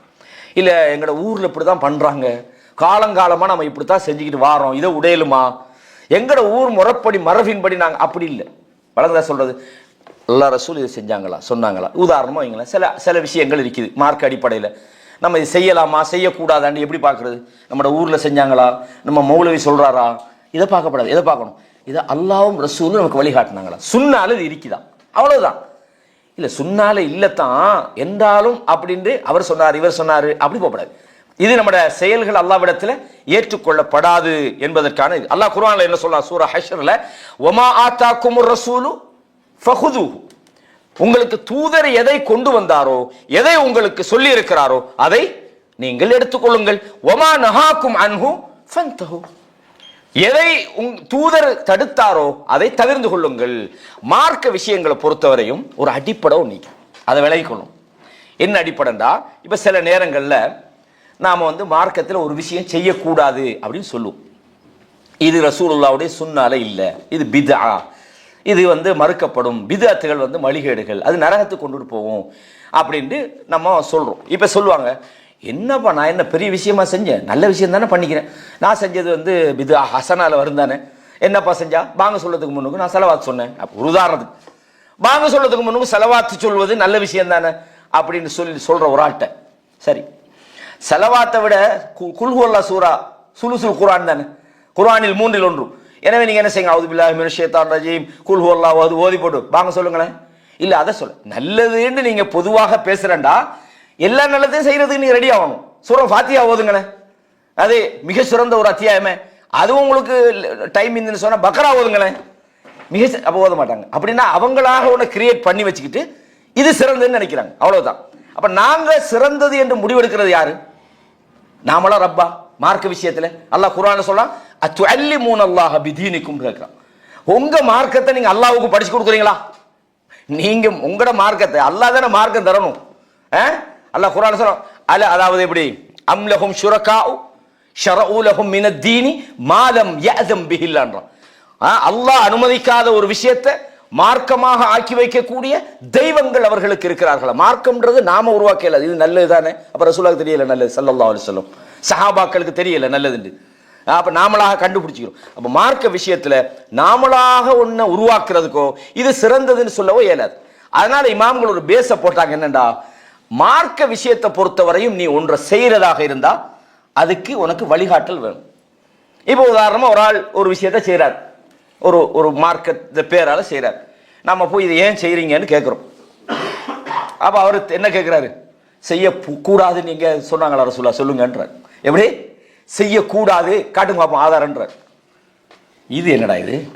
இப்ப நாங்க சும்மா உதாரணத்துக்கு இந்த பஸ் ஸ்டாண்ட்ல போய் தேரா பஸ் ஸ்டாண்ட்ல போய் F10 ஒரு பஸ் எடுக்கிறோம், இல்லாட்டி 10 நம்பர் 10 அல்குசுக்கு போற பஸ், அவன்கிட்ட ஏறி சொல்கிறோம், என்னை கொண்டு போய் இத்திசாலாத் பஸ் ஸ்டாண்டு இறக்கும்போம். அப்போ அவன் என்ன சொல்கிறான், இத்திசாலாத்துக்கு இது போகாத. அப்போ என்ன இது அல்கூஸ்ன்னு போட்டிக்குது. அப்போ இத்திசாலாத்துக்கு போகப்படாதுன்னு நீங்கள் போடப்படாதுன்னு கேட்கலாமான்ட்ட. எங்கே போகுதோ அதில் தான் நம்ம ஏறிட்டு போகலாம். இது நீனாக ஒரு விஷயத்தை செஞ்சுக்கிட்டு இது கூடாதுன்னு இருக்குதான்னு கேட்டாங்க. இதான் உதாரணம். அப்படிதானே? நீங்கள் மெட்ராஸில் போய் நாகப்பட்டினம் பஸ்ஸில் ஏறி என்னை கொண்டு போய் கடையநல்லூரில் விடுங்கிறோம். கடையநல்லூருக்கு போகிறதா இருந்தால் நீங்கள் எந்த பஸ்ஸில் ஏறணும்? கடையநல்லூருக்கு போகிறதுக்கு கடையநல்லூர் பஸ்ஸில் ஏறணும். நீ நாகப்பட்டினம் பஸ்ஸில் ஏறினா அங்கே தான் போகும். அப்போ இல்லை கடையநல்லூருக்கு போகப்படாது அப்படின்னா அப்படி இல்லை. மார்க்கம்ன்றது என்னன்னா வழிகாட்டல் இருக்கணும். இதான் இது சுருக்கம். அப்ப சொன்னாங்க என்னடா, மார்க்கம் என்று ஒரு விஷயத்தை நீங்க செய்யறதா இருந்தா அதுக்கு வழிகாட்டல் தேவை. இப்போ ஒரு ஆள் சுபுக்கும் லொஹருக்கும் இடையில ரொம்ப நேரம் கிடக்குதுன்னு சொல்லி இடையில ஒரு பேரை உருவாக்கி வச்சுக்கிட்டு இந்த தொழுகைக்கு வாங்கன்னு கூப்பிடுறாரு. அவர்கிட்ட போய் என்னப்பா நீங்க இது கூப்பிடுறீங்கன்னு கேட்டா கூட நீங்க இருக்கான்னு கேட்கலுமா? இல்ல. மார்க்கம் நீங்க செய்யறதா இருந்தா ரசூலுல்லாஹ் செஞ்சு காட்டியிருந்தா செய்யணும். கூடான்னு கேட்கறது இல்ல. கூடான்னு கேட்டது பஸ்ல ஏறுறதா தான் உதாரணம். அப்ப இதே மாதிரி உலக விஷயமாக அது இருந்தால், இப்போ ஒரு ஆள் கேட்கிறாரு, நீங்க இந்த லேப்டாப் வச்சுக்கிட்டு பயான் பண்றீங்களே இது சுண்ணாவான்னு கேட்கிறாரு. வழங்கதா சொல்றது உதாரணமா. அப்ப உலகத்தோடு சம்பந்தப்பட்ட விஷயமா இந்த எதை பார்க்கணும்? தடை இருக்குதான்னு பார்க்கணும். தடை இருக்குதான்னு பார்க்கணும். இது ஒரு அடிப்படை, ஒரு அசில். விளங்கா சொல்ல ஒரு காயிதான்னு சொல்லுவாங்க. விளங்கா சொல்றது உலக விஷயத்துல நீங்க ஒரு சாப்பிடுறீங்க, கூடாதுன்னு சொல்றவர் ஹராம்ன்றதுக்கு ஆதாரம் காட்டணும். அப்படிதானே? ஹராமா ரசூல் ஸல்லல்லாஹு அலைஹி வஸல்லம் தடுத்தாங்களா, குர்ஆன் தடுத்திக்கான்னு பார்க்கணும். மார்க்க விஷயமா இருந்தா எதை பார்க்கணும்? செஞ்சுக்கிறாங்கன்னு பார்க்கணும். இதான் வித்தியாசம். இந்த பேஸை தெரிஞ்சுக்கிறீங்கன்னா இந்த பித்ஆவுடைய அடிப்படையை உங்களுக்கு சரியா விளங்கலாம். அப்ப அல்லாஹ் சொல்றான், மாகான லிமுஃமினின் வலா முஃமினத்தின், ஒரு மூமினான ஆணாக இருந்தாலும் பெண்ணாக இருந்தாலும், இதா கதல்லாஹு வ ரசூலுஹு அம்ரன், ஒரு விஷயத்தை விதியாக்கி விட்டால், அல்லாஹ்வும் அவனுடைய தூதரும் ஒரு விஷயத்தை விதியாக்கி விட்டால், ஐயகூன லஹுமுல் ஹியரத்து மின் அம்ரிஹிம், அதுல சொந்த அபிப்பிராயம் கொள்வதற்கு அவர்களுக்கு உரிமை இல்லை. என்ன இல்ல? அல்லாஹ்வும் தூதரும் மார்க்கத்தில் ஒரு விஷயத்தை செய்யணும் அப்படின்டா, உதாரணமா ஒரு ஆளுக்கு சொல்றாரு காலுக்கு மசகு செய்யணும். காலுக்கு எங்கட மசகு செய்யணும் சொல்லுங்க பாப்போம். சும்மா சொல்லுங்க, தெரிஞ்சது தெரியாது. மேலால மசகு செய்யணும். ஒரு ஆள் சொல்றாரு, என்னப்பா மேலால மசகு செய்றீங்க, மேல என்ன இருக்கு, நம்ம நடக்கிற கீழே தானே எல்லாம் தூசி எல்லாம் படுது, கீழே மசகு செய்யணும்ன்றார். நீங்க என்ன அவருக்கு சொல்லுவீங்க? என்ன சொல்லுவீங்க? நீங்க சொல்லுங்க சகோதரர், என்ன சொல்லுவீங்க? சும்மா சொல்லுங்க. ஆதாரம் இருக்கா? இல்ல, ரசூலுல்லாஹ் இதை செஞ்சு காட்டினாங்க, அவ்வளவுதான் பதில். இங்க புத்தி அங்க யூஸ் பண்ண இயலாது, நம்மளோட கருத்துக்கள் அங்க என்ன செய்யலாது, நமக்கு இல்லையே இப்படித்தானே விளங்குது, அப்படித்தானே? ரைட். இதெல்லாம் இப்ப மார்க்க விஷயம் வந்தா அல் ஹியரா, கருத்து சொல்றது, அபிப்பிராயம் கொள்வதற்கு எந்த ஒருவருக்கும் உரிமை கிடையாதுன்றத சூரா அஹ்ஸாப்ல 36வது வசனத்தில் அல்லாஹ் தஆலா சொல்றான். எனவே இந்த சுன்னாவோடு நாம் வாழ்றது என்பது மிக முக்கியமானது. அல்லாஹ் சொல்றான், குல் இன் குன்தும் துஹிப்பூனல்லாஹ் ஃபத்தபிஊனி, நீங்க அல்லாஹ்வை விரும்புற மக்களாக இருந்தா என்ன செய்யுங்க, என்ன பின்பற்றுங்கன்னு இது சம்பந்தமாக ஏராளமான வசனங்களை நாங்க பார்க்கிறோம். குர்ஆன்ல இந்த செய்திகள் பதிவாக இருக்குது, ஹதீஸ்களை பார்க்கிறோம். இதே மாதிரி நீங்க பாருங்க, அல்லாஹ் தஆலா சொல்றான், ரசூலுல்லாஹ் சொல்றாங்க, இதுல முக்கியமான இந்த சுன்னாவை பின்பற்றுறதுன்றதுல முக்கியமாக நாங்க தெரிஞ்சு கொள்ள வேண்டிய ஒரு விஷயம், இர்பாத் இப்னு சாரியா என்ற நபித்தோழர் சொல்றாங்க, அதாவது முஸ்தத்ரக் அல் ஹாக்கிம் என்ற கிதாபில் இது பதிவாக இருக்கிறது. ரசூலுல்லாஹி ஸல்லல்லாஹு அலைஹி வஸல்லம் ஒரு நாள் உபதேசம் பண்ணினாங்க. வஅதனா ஸல்லல்லாஹு அலைஹி வஸல்லம் மௌஇதத்தன் பலீகத்தன், அல்லாஹ்வுடைய தூதர் ஸல்லல்லாஹு அலைஹி வஸல்லம் அவங்க ஒரு உருக்கமான ஒரு உபதேசத்தை எங்களுக்கு பண்ணினார்கள். இந்த ஹதீஸ் நீங்க பலமுறை கேட்டிருப்பீங்க. அந்த உருக்கமான உபதேசத்தை கேட்கிற நேரத்தில் எங்களுடைய கண்கள் எல்லாம் கண்ணீரை வடிக்க ஆரம்பித்தது, எங்களுடைய உள்ளங்கள் எல்லாம் பயப்பட ஆரம்பித்தது. அல்லாஹ்வுடைய தூதரே, கஅன்னஹா மௌஇதா பலீகா, இந்த உபதேசத்தை பார்க்கும்போது ஒரு உருக்கமாக இருக்கிறது. யா ரசூலல்லாஹ், மௌஇதத்து முவத்தின், எங்களை விட்டு நீங்க பிரியாவிடை, எங்களை விட்டு போறீங்களோ, எங்களை விட்டு விடை பெறுகின்ற ஒருவரை போல நீங்க எங்களுக்கு நீங்க உபதேசம் பண்றீங்க. யா ரசூலல்லாஹ் அவுசீனா, இன்னும் எங்களுக்கு உபதேசம் பண்ணுங்க அப்படின்றாங்க. ரசூலுல்லாஹ் சொன்னாங்க ஸல்லல்லாஹு அலைஹி வஸல்லம், இப்போ இந்த மாதிரி எங்களுக்கு கொஞ்சம் பயான் பண்ணுங்கன்னா நாங்களாம் எப்படி பார்ப்போம், 2 மணி நேரம் பண்ணவான்னு கேட்போம். ஏன்னா செய்தி அவ்வளவுக்கு நம்மகிட்ட இருக்கும். ஆனால் ரசூலுல்லாஹ் எப்படிப்பட்டவங்க, ஜவாமிஉல் கலீம், ஜவாமிஉல் கலீம் கேள்விப்பட்டிருப்பீங்க. ஜவாமிஉல் கலீம்டா என்னது யாருக்கா தெரியுமா?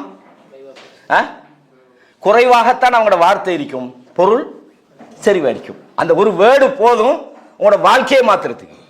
ஆனா நம்ம 1 மணி நேரம் பேசினா 10 நிமிஷத்துக்கு தான் அங்கே செய்தி இருந்தாலும் இருக்கும் மனிதர்கள், அப்படித்தானே. அல்லாஹ்வுடைய தூதர் ஜவாமிஉல் கலிம். அப்ப ரசூலுல்லாஹ் என்ன செய்றாங்க, முக்கியமான ஒரு உபதேசத்தை பண்றாங்க. ஊசிக்கும் பித்தக்வல்லாஹ், உங்களுக்கு நான் உபதேசம் பண்றது என்னடா, தக்குவாவோட நீங்க வாழுங்கன்றான். வேற என்ன தேவை? தக்குவாவை உள்ளத்துக்குள்ள வந்துடுண்டா, நீ இந்த பாவத்தை செய்யாத, நீ விபச்சாரம் பண்ணாத, நீ போதை அடிக்காத, நீ அந்த பாவம் செய்யாத, இதுக்கு வேலையே இல்லையே. தக்குவாவை உள்ளத்துக்குள்ள ஃபுல்லா வந்தா இது ஒண்ணு இருக்காது. தக்குவாவை எங்க கொண்டுறணும், எங்க கொண்டுறணும்? அத்தக்குவா ஹாஹுனவா, அப்ப ஹாஹுனவா இங்க சொன்னாங்க, கல்புக்குள்ள கொண்டு வந்தாங்க. நம்ம தஸ்கியா படிக்கிறது தானே, கல்புக்குள்ள கொண்டு வா. அத்தக்குவா ஹாஹுனான்னாங்க. இங்கே தக்குவா உள்ளத்துக்குள்ள வரணும், உதட்டில இல்ல, பேச்சில் எல்லாருக்கும் தக்குவா இருக்கும் தான், அப்படித்தானே. வெளிப்படையான பாவனைகள்ல சில நேரம் நம்மகிட்ட தக்குவா தெரியலாம். அல்லாஹ் குர்ஆன்ல சொல்லும்போது நயவஞ்சகர்களை பத்தி சொல்றான், வ இதா ரஅய்தஹும் துஜிபுக அஜ்சாமுஹும், அவங்கள நீங்க பாத்தீங்கன்னா அவங்களோட வெளிப்படையான கோலங்களை நீங்க பார்த்து ஆச்சரியப்படுவீங்க. என்னடா ஈமான் இப்படி இல்லையாடா, நானும் வாழணும் அப்படின்னு நினைக்கிற மாதிரி இருப்பீங்க. வ இன் யகூலு தஸ்மஉ லிகௌலிஹிம், பேசினாங்கண்டா என்ன பேச்சிடாண்ட மாதிரி இருக்கும். அப்ப உள்ளத்துல தான் ஈமான் இருக்கணுமே தவிர நமது வெளிப்படையிலேயும் அடையாளங்கள் இருக்கணும். இன்னல்லாஹ லா யன்துரு இலா அஜ்சாதிக்கும், அதாவது அல்லாஹ் தஆலா உங்களோட என்ன செய்ய மாட்டான், உங்களோட வெளிப்படையான விஷயங்களை பார்க்க மாட்டான், உங்களோட அதாவது உள்ளத்தையும் செயல்களையும் பார்க்கிறான்னு ரசூலுல்லாஹ் சொன்னாங்க. வெளிப்படைய கோலங்கள் எல்லாம் பார்க்கற இல்ல, உங்களோட சூரை பார்க்கற இல்ல, அல்லாஹ் உங்களோட உள்ளத்தை பார்க்கிறான். ரசூலுல்லாஹ் சொன்னாங்க ஸல்லல்லாஹு அலைஹி வஸல்லம், தக்வாவோட வாழுங்க, உள்ளத்துக்குள்ள இறையச்சத்தை கொண்டு வாங்க. சொல்லிவிட்டு சொன்னார்கள், வஸ்ஸம்இ வத்தா, நீங்கள் செவிமடுக்க வேண்டும், கட்டுப்பட வேண்டும். வ இன் உம்மிர அலைக்கும் அப்துன் ஹபஷி, உங்களுக்கு ஒரு நீக்ரோ அடிமை தலைவராக நியமிக்கப்பட்டாலும் என்ன செய்யுங்க, நான் அடிமைக்கெல்லாம் கட்டுப்பட இயலுமான்னு ஈகோ எடுத்துறாங்க. ஒரு அடிமையாக இருந்தா கூட அவருக்கு நீங்க செவிமடுக்க வேண்டும், கட்டுப்பட வேண்டும். எதுவரையும் ஒரு அமீர் கட்டுப்படுறது, குர்ஆன் சுன்னாவுக்கு மாற்றமான விஷயங்கள் அவர் சொல்லாம இருக்கிற வரையும். ஃபஇதா உமிர பிமஅசியத்தின், பாவம் உங்களுக்கு ஏவப்பட்டால் ஃபலா சம்அ வலா தஆ, செவிமடுக்கிறதும் இல்லை, கட்டுப்படுறதும் கிடையாது, அப்படிதானே. பாவமான விஷயங்கள் இல்ல, நன்மையான விஷயங்கள்ல, உலக நிர்வாக விஷயங்கள்ல. இப்ப சிக்னல் போட்டிக்குது, பச்சை பத்திக்கிட்டு நாம என்ன செய்யறோம், இவன் யாரு எனக்கு பச்சை போடுறதுக்கு, நான் போறது கூடாது. இல்ல பச்சை பத்தினா நிக்கணும், நீங்க குர்ஆன்ல ஹதீஸ் இல்லையான்னு தேடுவோமா? தேட மாட்டோம். இதான் கட்டுப்பாடு. அதாவது குர்ஆன் சுன்னாவுக்கு முரணில்லாத விஷயமாக இருந்தாலும், நிர்வாக விஷயமாக இருந்தாலும், பொதுவான ஒரு சமூக நலனை கொண்ட ஒரு விஷயமா இருந்தாலும், நாங்க ஒரு ஆட்சியாளர்கள் அவங்களுக்கு கட்டுப்படும், அப்படித்தானே. அவங்களோட விஷயத்துல எந்த விதமாக நம்ம சண்டை பிடிக்கவும் கூடாது. அவர்களுக்கு எதிராக பேஸ்புக்ல எழுதலாம், அந்த ஆட்சியாளர் சரியில்லை, அவர் சரியில்லை, இவர் சரியில்லை அப்படின்னு எழுதலாமா? கூடாது. இது ஆட்சியாளர்களுக்கு பயந்தல்ல. ஹதீஸ்ல அல்லாஹ்வுடைய தூதர் சொல்றாங்க என்ன செய்யக்கூடாது, அல்லா நுனாசி அல் அம்ர அஹ்லஹு. நான் சென்ற பயான்லையும் சொன்னேன், அதிகாரம் உள்ளவர்களோடு நீங்க என்ன செய்யப்படாது, முனாசா, சண்டை பிடிக்கப்படாது. அவர்கள் குஃப்ர செஞ்சா கூட ரோட்ல நின்று கத்துறது இல்ல, அவங்களுக்கு அதை சொல்லணும். முக்கியமான ஒரு விஷயம் சொல்லிப்போட சொல்றாங்க இப்படி, அதாவது ஃபஇன்னஹு மன் யஇஷ் மின்கும் ஃபஸயரா இக்திலாஃபன் கஸீரா, எனக்கு பின்னால் உங்களில் வாழக்கூடியவர்கள் நிறைய கருத்து முரண்பாடுகளை பார்ப்பீங்க. அவர் ஒரு கருத்தை சொல்றாரு, அந்த மௌலவிட்ட போட்டா இவர் ஒண்ணு சொல்றாரு, அங்க இப்படியே நிறைய கருத்து முரண்பாடுகளை நீங்க பார்க்கலாம். இன்றைய காலம் அப்படித்தானே. ஒரு மசாலாவை எடுத்துக்கிட்டீங்கன்னு சொன்னா 1500 கருத்து முரண்பாடு. இதுல எதடா எடுக்கிறது, எந்த மௌலவிக்கு பின்னால போறது என்பது போல கருத்து முரண்பாடு வரும். அப்ப ரசூலுல்லாஹ் சொன்னாங்க, ஃபஅலைக்கும் பிசுன்னதி, நீங்க என்ன செய்ய வேண்டும், யாராவது ஒரு மௌலவிக்கு பின்னால, ஒரு இயக்கத்துக்கு பின்னால, ஜமாத்துக்கு பின்னால தேவையில்லை, என்னுடைய வழிமுறையை நீங்கள் பின்பற்றுங்கள். வசுன்னத்தில் ஹுலஃபாஇர் ராஷிதீன் அல் மஹ்தீன், ஹுலஃபா நேர்வழி பெற்ற ஹுலஃபா உர் ராஷிதீன்களுடைய வழிமுறைகளை பின்பற்றுங்கள். அப்பு அலைஹா பின் நவாஜித், அவைகளை கடவாய்ப்பல்லால பிடிங்கன்றாங்க. அதாவது அந்த ஸ்ட்ராங்கா பிடிக்கிறேன்னு அர்த்தம். கடவாய்ப்பல்லால பிடிங்கன்னு என்ன அர்த்தம், முன்பல்லால பிடிச்சா உடஞ்சிட்டு போயிடும். கடவாய்ப்பல்லால பிடிங்கன்னா உங்களோட புடி கடுமையாக இருக்கட்டும், நீங்கள் அதை கடவாய்ப்பற்களால பிடித்துக் கொள்ளுங்கள். வ இய்யாக்கும் வ முஹ்தஸாத்தில் உமூர், உங்களையும் மார்க்கத்தில் புதிதாக உண்டாக்குகின்றவற்றையும் நான் எச்சரிக்கை செய்கிறேன். ஃபஇன்ன குல்ல பித்அத்தின் ضلاலா, புதிதாக உண்டாக்கக்கூடியவைகள் ஒவ்வொரு பித்அத்துகளும் நூதனங்களும் வழிகேடாகும் என்று அல்லாஹ்வின் தூதர் சொன்னாங்க. இதுல என்ன விளங்குது நமக்கு, நாங்க எப்பவுமே சுன்னாவை பிடிக்கணும், சுன்னாவோட வாழணும். எந்த ஒரு பிரச்சனை வந்தாலும் சுன்னால போய் தான் தீர்வு காணும். அதான் ஈமானுடைய அடையாளம். இந்த தலைப்பை ஷேக் அவங்க அழகாக முறையில் கொண்டு வராங்க. இன்னொரு முக்கியமான விஷயத்தை இதில் சொல்றாங்க என்னன்னா, இந்த ஃபதுலுல் இல்மை பற்றி ஒரு தலைப்பு ஒன்று போட்டிக்கிறாங்க. நான் நினைக்கிறேன் அதை நாம் கொஞ்சம் ஸ்கிப் பண்ணுவோம். ஏன்னா இந்த டாப்பிக்கு அது அவசியம் இல்லை. அது நாங்கள் இன்ஷால்லா ஒரு தனி தலைப்பாக இல்மும் அதனுடைய சிறப்புகளும் தலைப்புக்கு கீழால இன்ஷால்லா நாங்கள் பேசலாம். அடுத்த விஷயம் ஒரு தலைப்பு போடுறாங்க. மூன்றாவது ஒரு தலைப்பு. முதலாவது என்ன பார்த்தோம் இன்னைக்கு? முதலாவது தலைப்பு என்ன பார்த்தோம்? 2 விஷயம் செயல்கள் அங்கீகரிக்கப்படுவதற்கான காரணம்னு பார்த்தோம். ஒன்று அல் இஹ்லாஸ், 2வது முதாபா, சுன்னாவ் அடிப்படையில் அஸ்ஸவாப் சரியா இருக்கணும். அப்போ இஹ்லாஸ்னா என்னன்றதை பார்த்துட்டோம், அப்படித்தானே? சுன்னாவ அடிப்படையில் ஒரு செயல் எப்படி நம்ம பித்ஆவை கண்டுபிடிக்கிறதுக்கான அடிப்படைகளை எல்லாம் நாங்க பார்த்துட்டோம், அப்படித்தானே? சுன்னாவை நம்ம பற்றி பிடிக்கணுன்றதுக்கான செய்தியையும் பார்த்துட்டோம். இப்ப அடுத்தது பார்க்க போறோம் என்னன்னு சொன்னால், அடுத்த ஒரு தலைப்பு போடுறாங்க, அன்வாஉல் குலூப் வ அக்ஸாமுஹா, உள்ளங்களுடைய வகைகளை பத்தி பேசுறாங்க.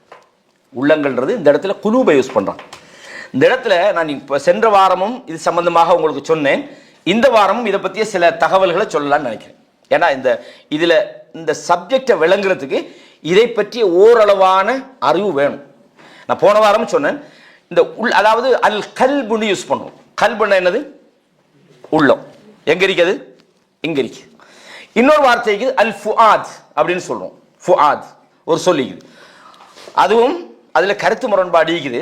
அதாவது இந்த சொற்கள் அல் கல்புன்னு சொல்லுவாங்க, அல் ஃபுஆத்னு சொல்லுவாங்க, அல் நஃப்ஸ்ன்னு சொல்லுவாங்க, அல் அக்ல்னு சொல்லுவாங்க. அதே மாதிரி இன்னொன்று அர் ரூஹ்ன்ற ஒரு வார்த்தை இருக்குது. அந்த அர் ரூஹ்ன்ற வார்த்தை நஃப்ஸுக்கு ஈக்குவலாக சமனாக பயன்படுத்துகிற வார்த்தை.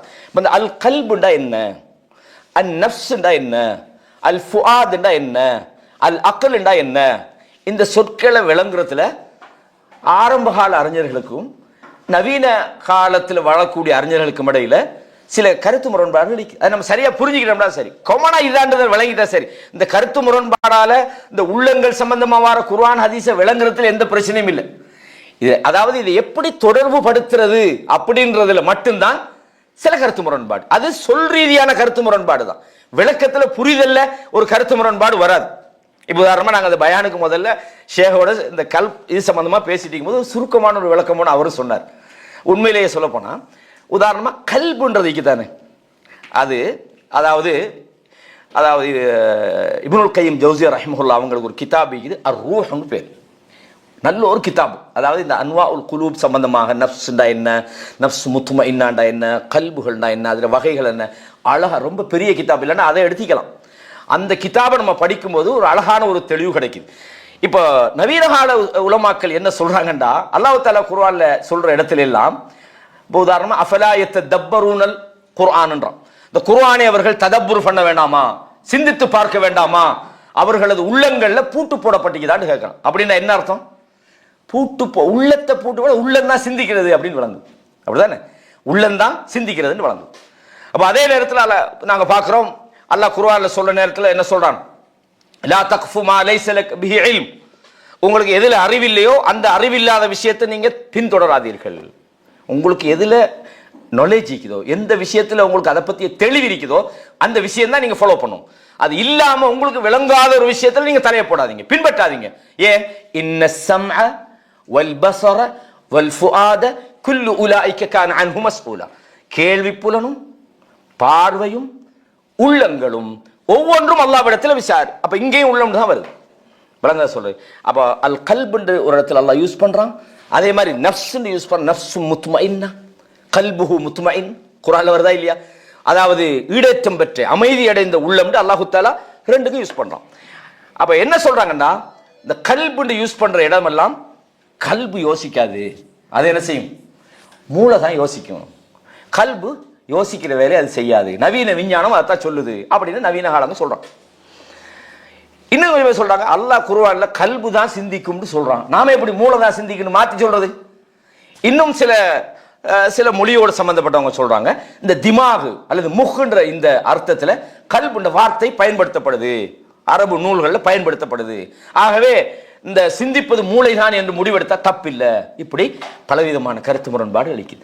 இதில் நீங்க சுருக்கமாக ஒன்று விலகிக் கொள்ளணும். என்னன்னு சொன்னால், கல்புன்னு சொன்னால் மனிதன், ரசூலுல்லாஹ் சொன்னாங்களா இல்லையா, தன்னுடைய நெஞ்சுக்கிட்ட சுட்டி காட்டி, அதாவது இது அத்தக்வா ஹாஹுனா அப்படின்னு சொல்லி இங்க சொன்னாங்க. தக்வா என்பது உள்ளத்துக்குள்ளதான் அது இருக்கணும்ன்ற வகையில சொல்றாங்க. அப்ப அதே மாதிரி அல்லாஹு தஆலா கடந்த கால சமூகத்தை பத்தி சொல்லும் போது சொல்றான், அவர்களது கண்கள் குருடாகவில்லை, அவர்களது நெஞ்சுக்குள்ள இருக்கிற உள்ளங்கள் தான் குருடாகி விட்டது என்று அல்லாஹு தஆலா சொல்றான்.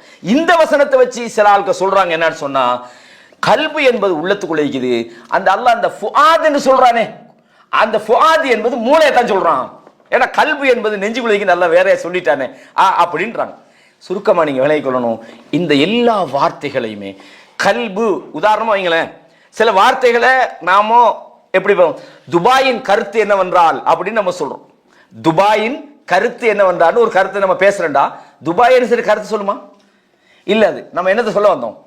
துபாய் மக்களின் கருத்து, இல்லாட்டி துபாய் அரசாங்கத்தின் கருத்து, அப்படிதானே? இந்தியா இது பற்றி கருத்து தெரிவித்த போதுனா இந்தியாவை கருத்து சொல்லும். இந்திய மக்கள் அப்படின்ற வகையில ஒரு சொல்லை கொண்டு இன்னொரு கருத்தை நாங்க நாடுவோம். இதே மாதிரி குர்ஆன்ல அல்லாஹ் தஆலா நஃப்ஸ் என்ற செய்தியை சொல்றதுக்கு கல்பை கொண்டு பேசுறான், கல்பு என்ற வார்த்தையை வச்சு பேசுறான். சில நேரம் கல்பு என்ற வார்த்தையை அல்லாஹ் தஆலா சொல்றதுக்கு நஃப்ஸ் என்ற வார்த்தையை பேசுறான். இந்த மாதிரியான ஒரு தெளிவு இந்த குர்ஆன்ல இருக்குது. இதை இன்ஷா அல்லாஹ் தனிய கல்புக்கும் நஃப்ஸுக்குள்ள வித்தியாசம் என்ன, அதை பத்தி நம்ம பேச வேண்டாம். இதுக்குள்ள நுழைச்சா அதுக்கே ஒரு 2 மணி நேரம் தேவைப்படும். நிறைய விஷயங்கள் அதுல பேச வேண்டி வரும். அப்ப இப்னுல் கய்யிம் ஜௌஸியா ரஹிமஹுல்லாஹ் அவங்க இந்த கல்பு சம்பந்தமா பேசும்போது முதலாவது இந்த நஃப்ஸை பத்தி பேசுறாங்க. நஃப்ஸ், சிலவங்க சொல்றாங்க நஃப்ஸ் என்பது ஒரு மனிதனுக்கு 3 வகையான நஃப்ஸ் இருக்குது அப்படின்றாங்க. எப்படி கல்பு 1 இருக்குதான், நஃப்ஸ் 3 இருக்குது அப்படின்னு சொல்றாங்க. ஆனால் இப்னுல் கய்யிம் ஜௌஸியா ரஹிமஹுல்லாஹ் சொல்றாங்க 3 நஃப்ஸ் எல்லாம் இல்லப்பா, அந்த நஃப்ஸின் தன்மையை பொறுத்து தான் அது எந்த வகைன்னு ஒரு நஃப்ஸ் தான். இப்போ ஒரு உதாரணத்துக்கு நம்ம சொல்றோமே, சில விஷயங்கள் பேரை வச்சுக்கிட்டு மக்கள் குழம்பிடுவாங்க, அப்படிதானே? இப்போ தராவீஹ் தொழுகை, தஹஜ்ஜத் தொழுகை, கியாமுல் லைல் தொழுகை, வித்ரு தொழுகைன்னு சொல்றோம். கியாமுல் லைல், தராவீஹ், தஹஜ்ஜுத், வித்ரு, அப்படிதானே இந்த தொழுகை எல்லாம். இப்ப சிலவங்க என்ன செய்றாங்கடா, வித்ரு வேற தொழுகை, தராவீஹ் வேற தொழுகை, தஹஜ்ஜுத் வேற தொழுகைன்னு சொல்லிருக்காங்க. ஆனா உண்மையிலே இதெல்லாம் வேற தொழுகையா? இல்லை, எல்லாமே கியாமுல் லைல் தான். அந்த தொழுகிற நேரமும் சந்தர்ப்பமும் தன்மையை பொறுத்து தொழுகை மாறும். இரவு தொழுகையில கடைசியாக ஒற்றப்படையா தொழுகிறதால அதுக்கு வித்திருங்கிறோம், அப்படித்தானே? எலும்பி தொழுது அதுக்கு தஹஜ்ஜுத்னு சொல்றோம். எல்லாம் ஒன்றுதான், ஆனா பல பேர்களை கொண்டு அது அழைக்கப்படுது. இதே மாதிரி நீங்க பாருங்க, நம்ம சாப்பிட்றோம், குபுஸ் சாப்பிட்றோம் காலையில், அதுக்கு என்ன பேரு? பிரேக்ஃபாஸ்ட், காலை சாப்பாடு சொல்றோம்.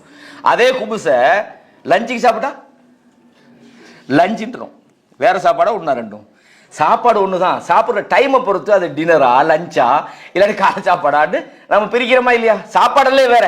இதே மாதிரி மனித உள்ளம் என்ன தன்மையில் இருக்கிறதோ அந்த தன்மையை பொறுத்து அந்த உள்ளத்துக்கு ஒரு பெயர் சொல்லப்படும்.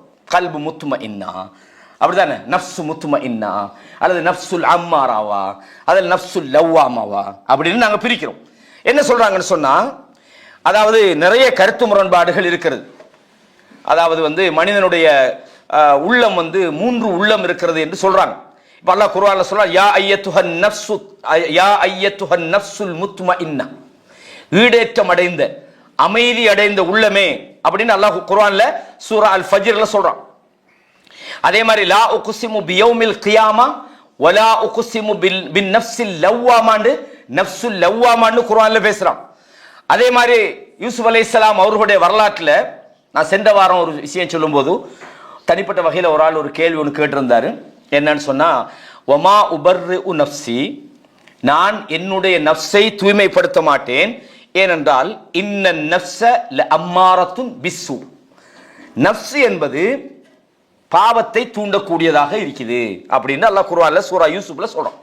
நான் சொன்னேன் யூசுப் அலைஹிஸ்ஸலாம் சொன்னாங்கன்னு சொன்னேன், அப்படிதானே? யூசுப் அலைஹிஸ்ஸலாம் சொன்னாங்க. சில தஃப்சீர்கள்ல இந்த செய்தியை அந்த அமைச்சருடைய மனைவி சொன்னார்கள் என்று எழுதி வச்சுக்கிறாங்க. இப்னுல் கய்யிம் ஜௌஸியா ரஹிமஹுல்லாஹ் கிதாபுல அதான் சொல்றாங்க. இப்னு கஸீர் ரஹிமஹுல்லாஹ் என்ன சொல்றாங்கன்னா அமைச்சருடைய மனைவிங்கிறாங்க. ஆனா இன்னும் பெரும்பாலான தஃப்சீர் சாதியா இருக்கட்டும், தப்சீர் இப்னு ஜுஸையா இருக்கட்டும், அதே மாதிரி அண்மை கால தப்சீர் ஆசிரியர்கள் தப்சீரை பற்றி நிறைய பேசின ஷேக் ஹுசைமின் ரஹிமஹுல்லாவா இருக்கட்டும், இவங்கெல்லாம் சொல்றாங்க சிலவங்க சொல்றாங்க ரெண்டையும் அது உள்வாங்கும். சொல்லுவாங்க இல்லை, அது யூசுப் அலைஹிஸ்ஸலாம் தான் சொன்னாங்கன்னு அதை புரிஞ்சு கொள்றது ரெண்டுக்கும் இடம்பாடாக இருக்குது. ஏன்னா பொதுவாக ஒரு மூமினை பொறுத்தவரையும் இந்த நிலைப்பாடு தான் சொல்லுவோம். நம்ம சொல்லலுமா, ஏன்னா நப்சு பாவத்துக்கு தூண்டாது, பாவத்தை பத்தி என்ன வராதுன்னு ஒரு மூமின் சொல்ல வேண்டிய பொதுவானதுதான். எனவே அது ரெண்டு பேர் எடுத்தாலும் அதுல தப்பில்லை என்ற ஒரு கருத்தும் சொல்லப்படுகிறது. அப்ப இந்த இடத்துல நாங்க இதை ஒரு குழப்பமான ஒரு கருத்து முரண்பாடாக நாங்க எடுக்க வேண்டிய தேவையில்லை. பொதுவாக யாரு சொன்னாலும் நான் என்ன தூய்மைப்படுத்தலப்பா, ஏன்னா நப்சுன்னு சொன்னாலே பாவத்தது தூண்டும் அப்படின்ற அர்த்தம். என்ன காரணம்? யூசுப் அலைஹிஸ்ஸலாம் அதை சொல்றதுக்கு என்ன காரணம்டா, அல்லாஹ் குர்ஆன்ல சொல்ற நேரத்தில் அவரும் என்ன செய்தார், நாடினார். ஒரு விஷயத்தை அவர் செய்ய நினைத்தார், அல்லாஹ்வுடைய அத்தாட்சியை காணலன்னா அவரை என்ன செஞ்சிருப்பாரு, அவர் சில நேரம் சருகி இருப்பார்னு அல்லாஹ் குர்ஆன்ல சொல்றான். எனவே தன் மனதால சில நேரங்களில் ஒரு பாவத்தை பற்றிய எண்ணம் வாரது என்பது எல்லா மனுஷனுக்கும் உள்ளது. அதான் நேச்சர், மனிதனுடைய அந்த உள்ளத்திற அந்த இயற்கை என்னண்டா பாவத்தை நினைக்கும். பாவத்தை நினைச்சா அது அல்லாஹ்விடத்துல பாவம் அல்ல. ரசூலுல்லாஹ் சொன்னாங்க, மன் ஹம்ம பிஹஸனத்தின் ஃபலம் யஅமல்ஹா. ஒரு மனிதர் ஒரு நன்மையை செய்யணும்னு நினைக்கிறார், ஆனால் அதை செய்யல. அவர் நினைச்சதுதான், அவர் செய்யலன்னு சொன்னா, அவர் ஒரு நன்மையை செய்ய நினைச்சார், செய்யல. ரசூலுல்லாஹ் சொன்னாங்க, அவருக்கு ஒரு நன்மை எழுதப்படும், ஒரு நன்மை எழுதப்படும். சரி, இதே லாஜிக்ல நீங்க பாருங்களேன், நீங்க லாஜிக்னு சொல்லுவீங்கல்ல, இதே இதுல பாருங்க, ஒரு தீமையை நினைக்கிறாரு, ஆனா அது செய்யல. நன்மையை நினைச்சாரு, செய்யல, என்ன கிடைக்குது? ஒரு நன்மை கிடைக்குது. தீமையை நினைச்சாரு, செய்யல, என்ன கிடைக்கணும்? என்ன கிடைக்கணும்? தீமை தான் கிடைக்கணும், ஆனா என்ன கிடைக்குது? நன்மை. புரியுதா உங்களுக்கு? அப்போ தீமையை நினைக்கிறதால தப்பு நடக்காது. அந்த தீமையை நீங்க செஞ்சாதான் அதுக்கு தண்டனை கிடைக்கும். இயல்பாக நாமளா இருந்தாலும் பாதையில் போகும்போது திடீர்னு நமக்கு ஒரு எண்ணம் வரலாம், ஒரு தப்பான ஒரு எண்ணம் உள்ளத்துக்குள்ள வரலாம். அதான் நப்சுல் அம்மாரா, பாவத்தை தூண்டிக்கிட்டா அது இருக்கும். நம்ம பார்வையை தாழ்த்தணும், கப்துல் பஸர் இல்லை, கொஞ்சம் 2 3 முறை அப்படி பார்த்துட்டோம், நம்ம செஞ்ச சரியா பிள்ளை. நம்ம 3 முறையோ 2 முறையோ ஷைத்தானுடைய பார்வையை தாண்டி நம்ம போய் செஞ்சோம்னு வைங்களேன், பாவமான விஷயம், ஷைத்தான் செஞ்சுட்டான், அஸ்தக்ஃபிருல்லாஹ். அல்லது ஒரு தவறு செய்யணும்னு நினைக்கிறோம், ஆனா பார்க்குறோம் என்ன நினைப்பான் அப்படின்னு மாதிரியோ, அல்லது அந்த தவறு செய்யறதுக்கான கெப்பாசிட்டி என்னட்ட அதுக்குரிய இல்லை, அதுக்கான பண தேவை இல்லை, நான் அதை என்ன செய்யணும் தான் நான் விட்டுட்டேன். அப்போ அந்த அந்த தவறை செய்யறத அவர் இஹ்லாஸா விட்டிருந்தா தான் எல்லா இடத்துல கூலி கிடைக்கும். அந்த தவறை அவர் நினைச்சாரு, ட்ரை பண்ணினாரு, செய்ய முடியல, களவெடுக்க பார்த்தாரு, பூட்டு உரமாயிக்குது, ஆகவே அவர் களவெடுக்கல, ஆகவே நன்மை, உனக்கு ஒரு நன்மை இல்லை, பூட்டு உரமாயிருந்ததால நீ அல்லாவுக்காக விட்டுருக்கணும். யா அல்லாஹ், நான் தவறா நினைச்சிட்டேன் அல்லா, நீ அந்த பூட்டுக்கு முதல்ல நீ ஒதுங்கியிருந்தா நீ களவெடுக்கிற எண்ணம் இருந்துதான் நான் களவெடுக்கலன்னு அர்த்தம். ஆனா களவெடுக்கணும்னு தான் பாக்குறீங்க, அந்த செக்யூரிட்டி கார்டு ஒருத்தர் நிக்கிறான், முடியல. நான் தவறை செய்ய நினைத்தேன், நான் செய்யவில்லை, நல்ல இடத்துல கூலி எதிர்பார்க்கலுமா? தவறை விடுறதா இருந்தாலும் அல்லாவுக்காக விட்டா தான் அதுல நன்மை கிடைக்கும், அதையும் விலை கொள்ளணும், முக்கியமான விஷயம். அப்ப யூசுப் அலைஹிஸ்ஸலாம் சில நேரம் நினைச்சாங்கன்றதுக்காக கேட்டிக்கலாமா இல்லையா என்று தப்சீருடைய உலமாக்கள் இதை பத்தி சொல்றாங்க. அப்ப முதலாவது நாங்க பார்க்கணும்டா, இந்த அன்வா நஃப்ஸுடைய வகைகளாக குர்ஆன் 3 விஷயங்களை சொல்லுது, 3 விஷயங்களை சொல்லுது. முதலாவது அந்நஃப்சுல் என்னது? அந்நஃப்சுல் அம்மாரா. அந்நஃப்சுல் அம்மாராண்டா என்ன? அது பாவத்தை தூண்டிக்கிட்டே இருக்கும், பாவம் செய்யுமாறு உள்ளத்துக்குள்ள எண்ணங்கள் வந்துகிட்டே இருக்கும். இது முதலாவது. பாவத்தை பற்றிய சிந்தனை இருக்கிறது, பாவம் செய்யணுன்ற அந்த உணர்வுன்றது இயல்பாக எல்லா மனுஷனுக்கும் அது இருக்கும். ஆனால் இரண்டாவது ஒரு நஃப்ஸ் இருக்குது, நஃப்சுல் லவ்வாமா. நஃப்சுல் லவ்வாமாண்டா என்னது? பாவத்தை பற்றிய எண்ணம் வந்தாலும் நாம செய்யறது பிழை, நாம இதை செய்யக்கூடாது என்று தன்னைய என்ன செய்யும், விசாரிச்சுக்கிட்டு தன்னைய நொந்து கொண்டு நம்ம ஒரு அமலை செஞ்சா கூட நாம செஞ்சது போதாது, நம்ம செஞ்சது உண்மையா இஹ்லாஸா இருக்குமோ தெரியல, இது அல்லாஹ்விடத்தில் ஏற்றுக்கொள்ளப்படுமோ தெரியல அப்படின்ற அந்த நம்மளை பத்தி நாம குற்றம் சாட்டிக்கிட்டே இருக்கும் அந்த உள்ளம். உதாரணமா ஹந்தலா என்ற நபித்தோழர், அவர் முனாஃபிகா இல்ல, ஆனா என்ன சொல்லிட்டு வந்தாரு? நாஃபக ஹந்தலா, ஹந்தலா முனாஃபிக் ஆகிட்டாரு, ஹந்தலா முனாஃபிக் ஆகிட்டாருன்னு சொன்னார். ஆனா உண்மையிலேயே அவர் முனாஃபிக் அல்ல, அவரோட உள்ளத்துக்குள்ள நமக்குள்ள நிஃபாக் இருக்குதேன்னு நினைக்கிறேன். இதான் நஃப்சுல் லவ்வாமான்றது. இந்த உள்ளத்தை நம்ம பிழை, நம்ம இப்படி இருக்கக்கூடாது. அவர் நினைக்கிறாரு, பள்ளிவாசல் இருக்கிறோம், ரசூலுல்லாஹ் சொர்க்கத்தை பத்தி சொல்றாங்க, அதை அடையணும்னு ஆசை வருது, நரகத்தை பத்தி சொல்றாங்க, அதுல இருந்து பாதுகாப்பு தேடணும் நமக்கு அந்த ஆசை வருது, அதை பத்திய இதுகள் பயங்கள் கூடுது. ஆனா வீட்டுக்கு போனா நம்மளோட உள்ள அப்படியே பெல்ட் இந்த பக்கம் நிக்குது. குடும்பங்களோட நம்மளோட வியாபாரத்தில் நம்ம மனைவி மக்களோட போகும்போது இந்த அளவுக்கு இல்லையே, அங்க இருந்த அந்த இரையச்சம் வீட்டிலேயே இல்லை, அப்புறம் மட்டும் டபுள் தானே அப்படின்னு நினைக்கிறாங்க. எனவே முடிவெடுக்கிறாங்க, எனக்குள்ள நிவாக்கிறீங்கன்றாங்க. சுப்ஹானல்லாஹ், அல்லாஹ் பாதுகாக்கணும் சகோதரர்களே. இந்த இந்த இந்த மூமினாக நம்ம மாறணும். உமர் இப்னு கத்தாப் சொர்க்கத்தை உமர் ஃபில் ஜன்னன்னாங்க ரசூலுல்லாஹ். ஆனா ஹுதைபா ரலியல்லாஹு அன்ஹு போய் என்ன கேட்டாங்க உமர் இப்னு கத்தாப்? உங்களுக்கு இந்த நயவஞ்சர்களை பத்தி தெரியுமே, அதை பத்தி கொஞ்சம் கேட்கிறாங்க. ஹுதைபா கேட்கிறாங்க, என்ன அதிகாரத்தை பயன்படுத்தி ரசூலுல்லாஹ்வுடைய ஒரு சிற ரகசியத்தை நீங்க என்னட்ட கேட்க பாக்குறீங்களா? இல்லப்பா, ஏன் பேர் அதில் இருக்குதான்னு தெரியணும். அப்படின்னா சொர்க்கத்துக்கு உரியவர்ன்றது அவருக்கு உறுதியாக ஒரு பக்கம் தெரிந்தாலும் தானும் நயவஞ்சகம் என்கிற அந்த குணத்துக்குள்ள இருக்கிறனோ, இதுதான் லவ்வா மாற்றுறது. நம்ம ஒரு விஷயத்தை செஞ்சா இது போதுமா என்று நினைக்கிறது.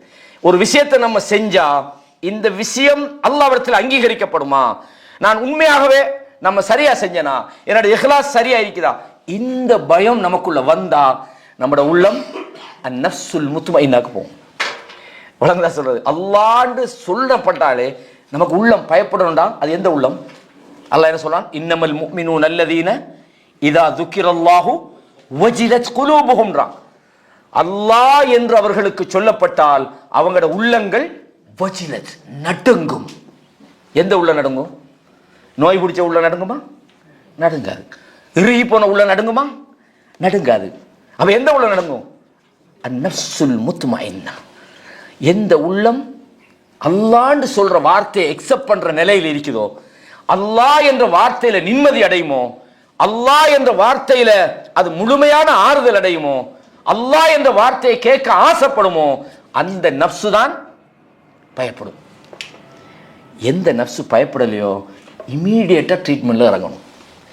நமக்கு வழங்குது, நம்ம அல்லாஹ் பத்தி சொல்லப்படுற நேரத்தில் அல்லாஹ் சொல்றான், ஃபஇதா கீல லஹு இத்தகில்லாஹ். சில மனிதர்கள்ட்ட அல்லாஹ்வை பயந்து கொள்ளுங்கன்னு சொல்லப்பட்டால் அகதத்ஹுல் இஸ்ஸத்து பில் இஸ்ம், அவங்களோட கண்ணியம் அவர்களை பாவத்துக்கு கொண்டு போகுதுன்றாங்க. அல்லாஹ் சொல்றான் குர்ஆன்ல, அவனோட கண்ணியம் பாவத்தை நோக்கி அவனை இழுக்குது. யாராவது நமக்கு ஒரு உபதேசம் சொல்லும் போது, எங்களுக்கு தெரியும்பா, நாங்க என்ன கொஞ்ச நாளா நாங்க பயானுக்கு வரோம், எங்களுக்கு அப்படின்னு ஒரு ஆள் நினைக்கலாமா? அவர் சொல்லலாமா? இல்ல, உள்ளத்துக்குள்ள நினைக்கலாமா? நினைக்கப்படாது. ஆகவே எப்பவுமே நம்முடைய உள்ளம் இந்த நஃப்ஸுல் அம்மாரால இருந்து நஃப்ஸுல் லவ்வாமாவாக அது மாறணும். அதனுடைய உயர்ந்த நிலையான நஃப்ஸுல் முத்மஇன்னுக்கு அது மாறணும். அப்ப 3 நஃப்ஸ் இருக்குது. இதை மட்டும் நீங்க தெரிஞ்சுக்கிட்டீங்கன்னா ஒன்னொன்னா நாங்க என்ன செய்வோம், அடுத்த கிளாஸ்ல நஃப்ஸுல் அம்மாராண்டா அது எப்படி இருக்கும், அதோட குணாதிசயங்கள் என்னன்றதை விரிவா படிப்போம். ரெண்டாவது நஃப்ஸுல் லவ்வாமாண்டா என்ன, அதனுடைய குணாதிசயங்கள் எப்படி இருக்கும்ன்றத விரிவா படிப்போம். அதே மாதிரி நஃப்ஸுல் முத்மஇன்னா, அதாவது ஈடேற்றம் பெற்ற அமைதி அடைந்த உள்ளம்டா என்னன்ற விஷயத்தையும் இன்ஷா அல்லாஹ் அடுத்த கிளாஸ்ல விரிவா பார்ப்போம். இன்ஷா அல்லாஹ் ஒரு 4 கிளாஸுக்குள்ள நாம இதை சுருக்கமா முடிச்சிடணும். இந்த சப்ஜெக்ட் தான் இதுல முக்கியமான பகுதி. இந்த நஃப்ஸை இலாஜ் பண்றது, நஃப்ஸை நம்ம தூய்மைப்படுத்துறது, இதான் முக்கியம். எதுக்கு நம்ம இந்த முயற்சி செய்யணும்? நஃப்ஸை பத்தி ஏன் நம்ம கவனம் எடுக்கணும்? அதுல தான் நம்மளோட வெற்றியும் தோல்வியும் மிக்கிறது. நம்ம எல்லாத்துலயும் கவனம் எடுக்கிறோம், நம்மளோட நஃப்ஸை நம்ம சுத்தப்படுத்தலைண்டா நம்ம அல்லாஹ் இடத்துல வெற்றி பெற இயலாது. அது அஃப்லஹ மன் ஸக்கா, அதை யாரு தூய்மைப்படுத்துறானோ அவன் தான் வெற்றி பெறலாம். அர்த்தம் என்ன? நம்ம செய்யற நிறைய நான் அமல் செஞ்சுக்கிறேன் அப்படின்னு பார்க்காம அந்த அமல்கள் அல்லாஹ்விடத்தில் ஏற்றுக்கொள்ளப்படுமா? இப்னு உமர் ரலியல்லாஹு ஒரு நபர் வாராரு. இப்னு உமர் ஒரு தீனார் தர்மம் கொடுக்குறாங்க. அவர் சொன்னாரு, தகப்பல் அல்லாஹு மின்கன்றார். அந்த நபர் சொல்றாரு, அல்லாஹ் இதை ஏற்றுக்கொள்ளணும். இப்னு உமர் அழுகுறாங்க. என்னப்பா இது நல்ல விஷயம் தானே சொன்னாங்க, என்னத்துக்கு நீங்க அழுகுறீங்கன்னு கேட்டா, இந்த வார்த்தையை அல்லாஹ் ஏத்துக்கிட்டான்னு சொன்னா நான் அல்லாஹ்வை பயப்படுறேன், முத்தகீனாக நான் ஒரு இறையச்சம் உள்ளவனாக இருக்கிறேன் என்பதற்கு இதுவே ஒரு அடையாளம் தான். என்னது? இன்னமா யத்தகப்பலுல்லாஹு, என்னது? அல்லாஹ் செயல்களை ஏற்றுக்கொள்வதெல்லாம் மினல் முத்தகீன், இறையச்சம் உள்ளவங்கிட்ட தான் ஏற்றுக்கொள்வோம். அப்ப இறையச்சம் என்னிடம் இருக்கிறது என்பதற்கான ஒரு அடையாளமாக அது இருக்கும் என்று நினைச்சுதான் இப்னு உமர் ரலியல்லாஹு அன்ஹு அழுதாங்கன்ற விஷயத்தை நாங்க பார்க்கிறோம். அல்லாஹு தஆலா இந்த விஷயங்களை நாம் இதுவரைக்கும் பல விஷயங்களை பார்த்திருக்கிறோம். இன்ஷா அல்லாஹ் அடுத்த வாரம் என்னுடைய மீட்டலோட நாம் தொடர்ந்து இந்த விஷயங்களை பார்ப்போம். இந்த கிளாஸ் என்பது மற்ற பயான்களை விட இம்பார்ட்டன்ட். அதனால தயவு செய்து இந்த கிளாஸை மிஸ் பண்ணாதீங்க. முடியுமான வரைக்கும் கொஞ்சம் நேரத்துக்கு வந்தீங்கண்டா இங்கே பக்கத்தில் ஒரு பள்ளியில் உங்களுக்கு தொலை கிடைக்கும்டா. நம்ம இன்னும் கொஞ்சம் நேரத்தோடு ஸ்டார்ட் பண்ணி நம்ம நேரத்துக்கு இன்ஷா அல்லாஹ் நம்ம அதை நிறைவு செய்யறதுக்கு வசதியாக இருக்கும். கேட்ட விஷயங்களை அல்லாஹ் முதலாவது எனக்கு அதை நான் வாழ்க்கையில் பின்பற்றுறதுக்கு முயற்சி அல்லாஹு தாலா நமக்கு தௌஃபீக் செய்யணும். அதே மாதிரி உங்களுக்கும் அல்லாஹ் அந்த தௌஃபீக்கை வழங்கணும்னு அல்லாஹ்விடத்தில் எனக்காகவும் உங்களுக்காகவும் துஆ செய்கிறேன். ஹாதா இந்தி வல் இல்மு இந்தல்லாஹ் وأقول قولي هذا أستغفر الله لي ولكم فاستغفروه إنه هو الغفور الرحيم.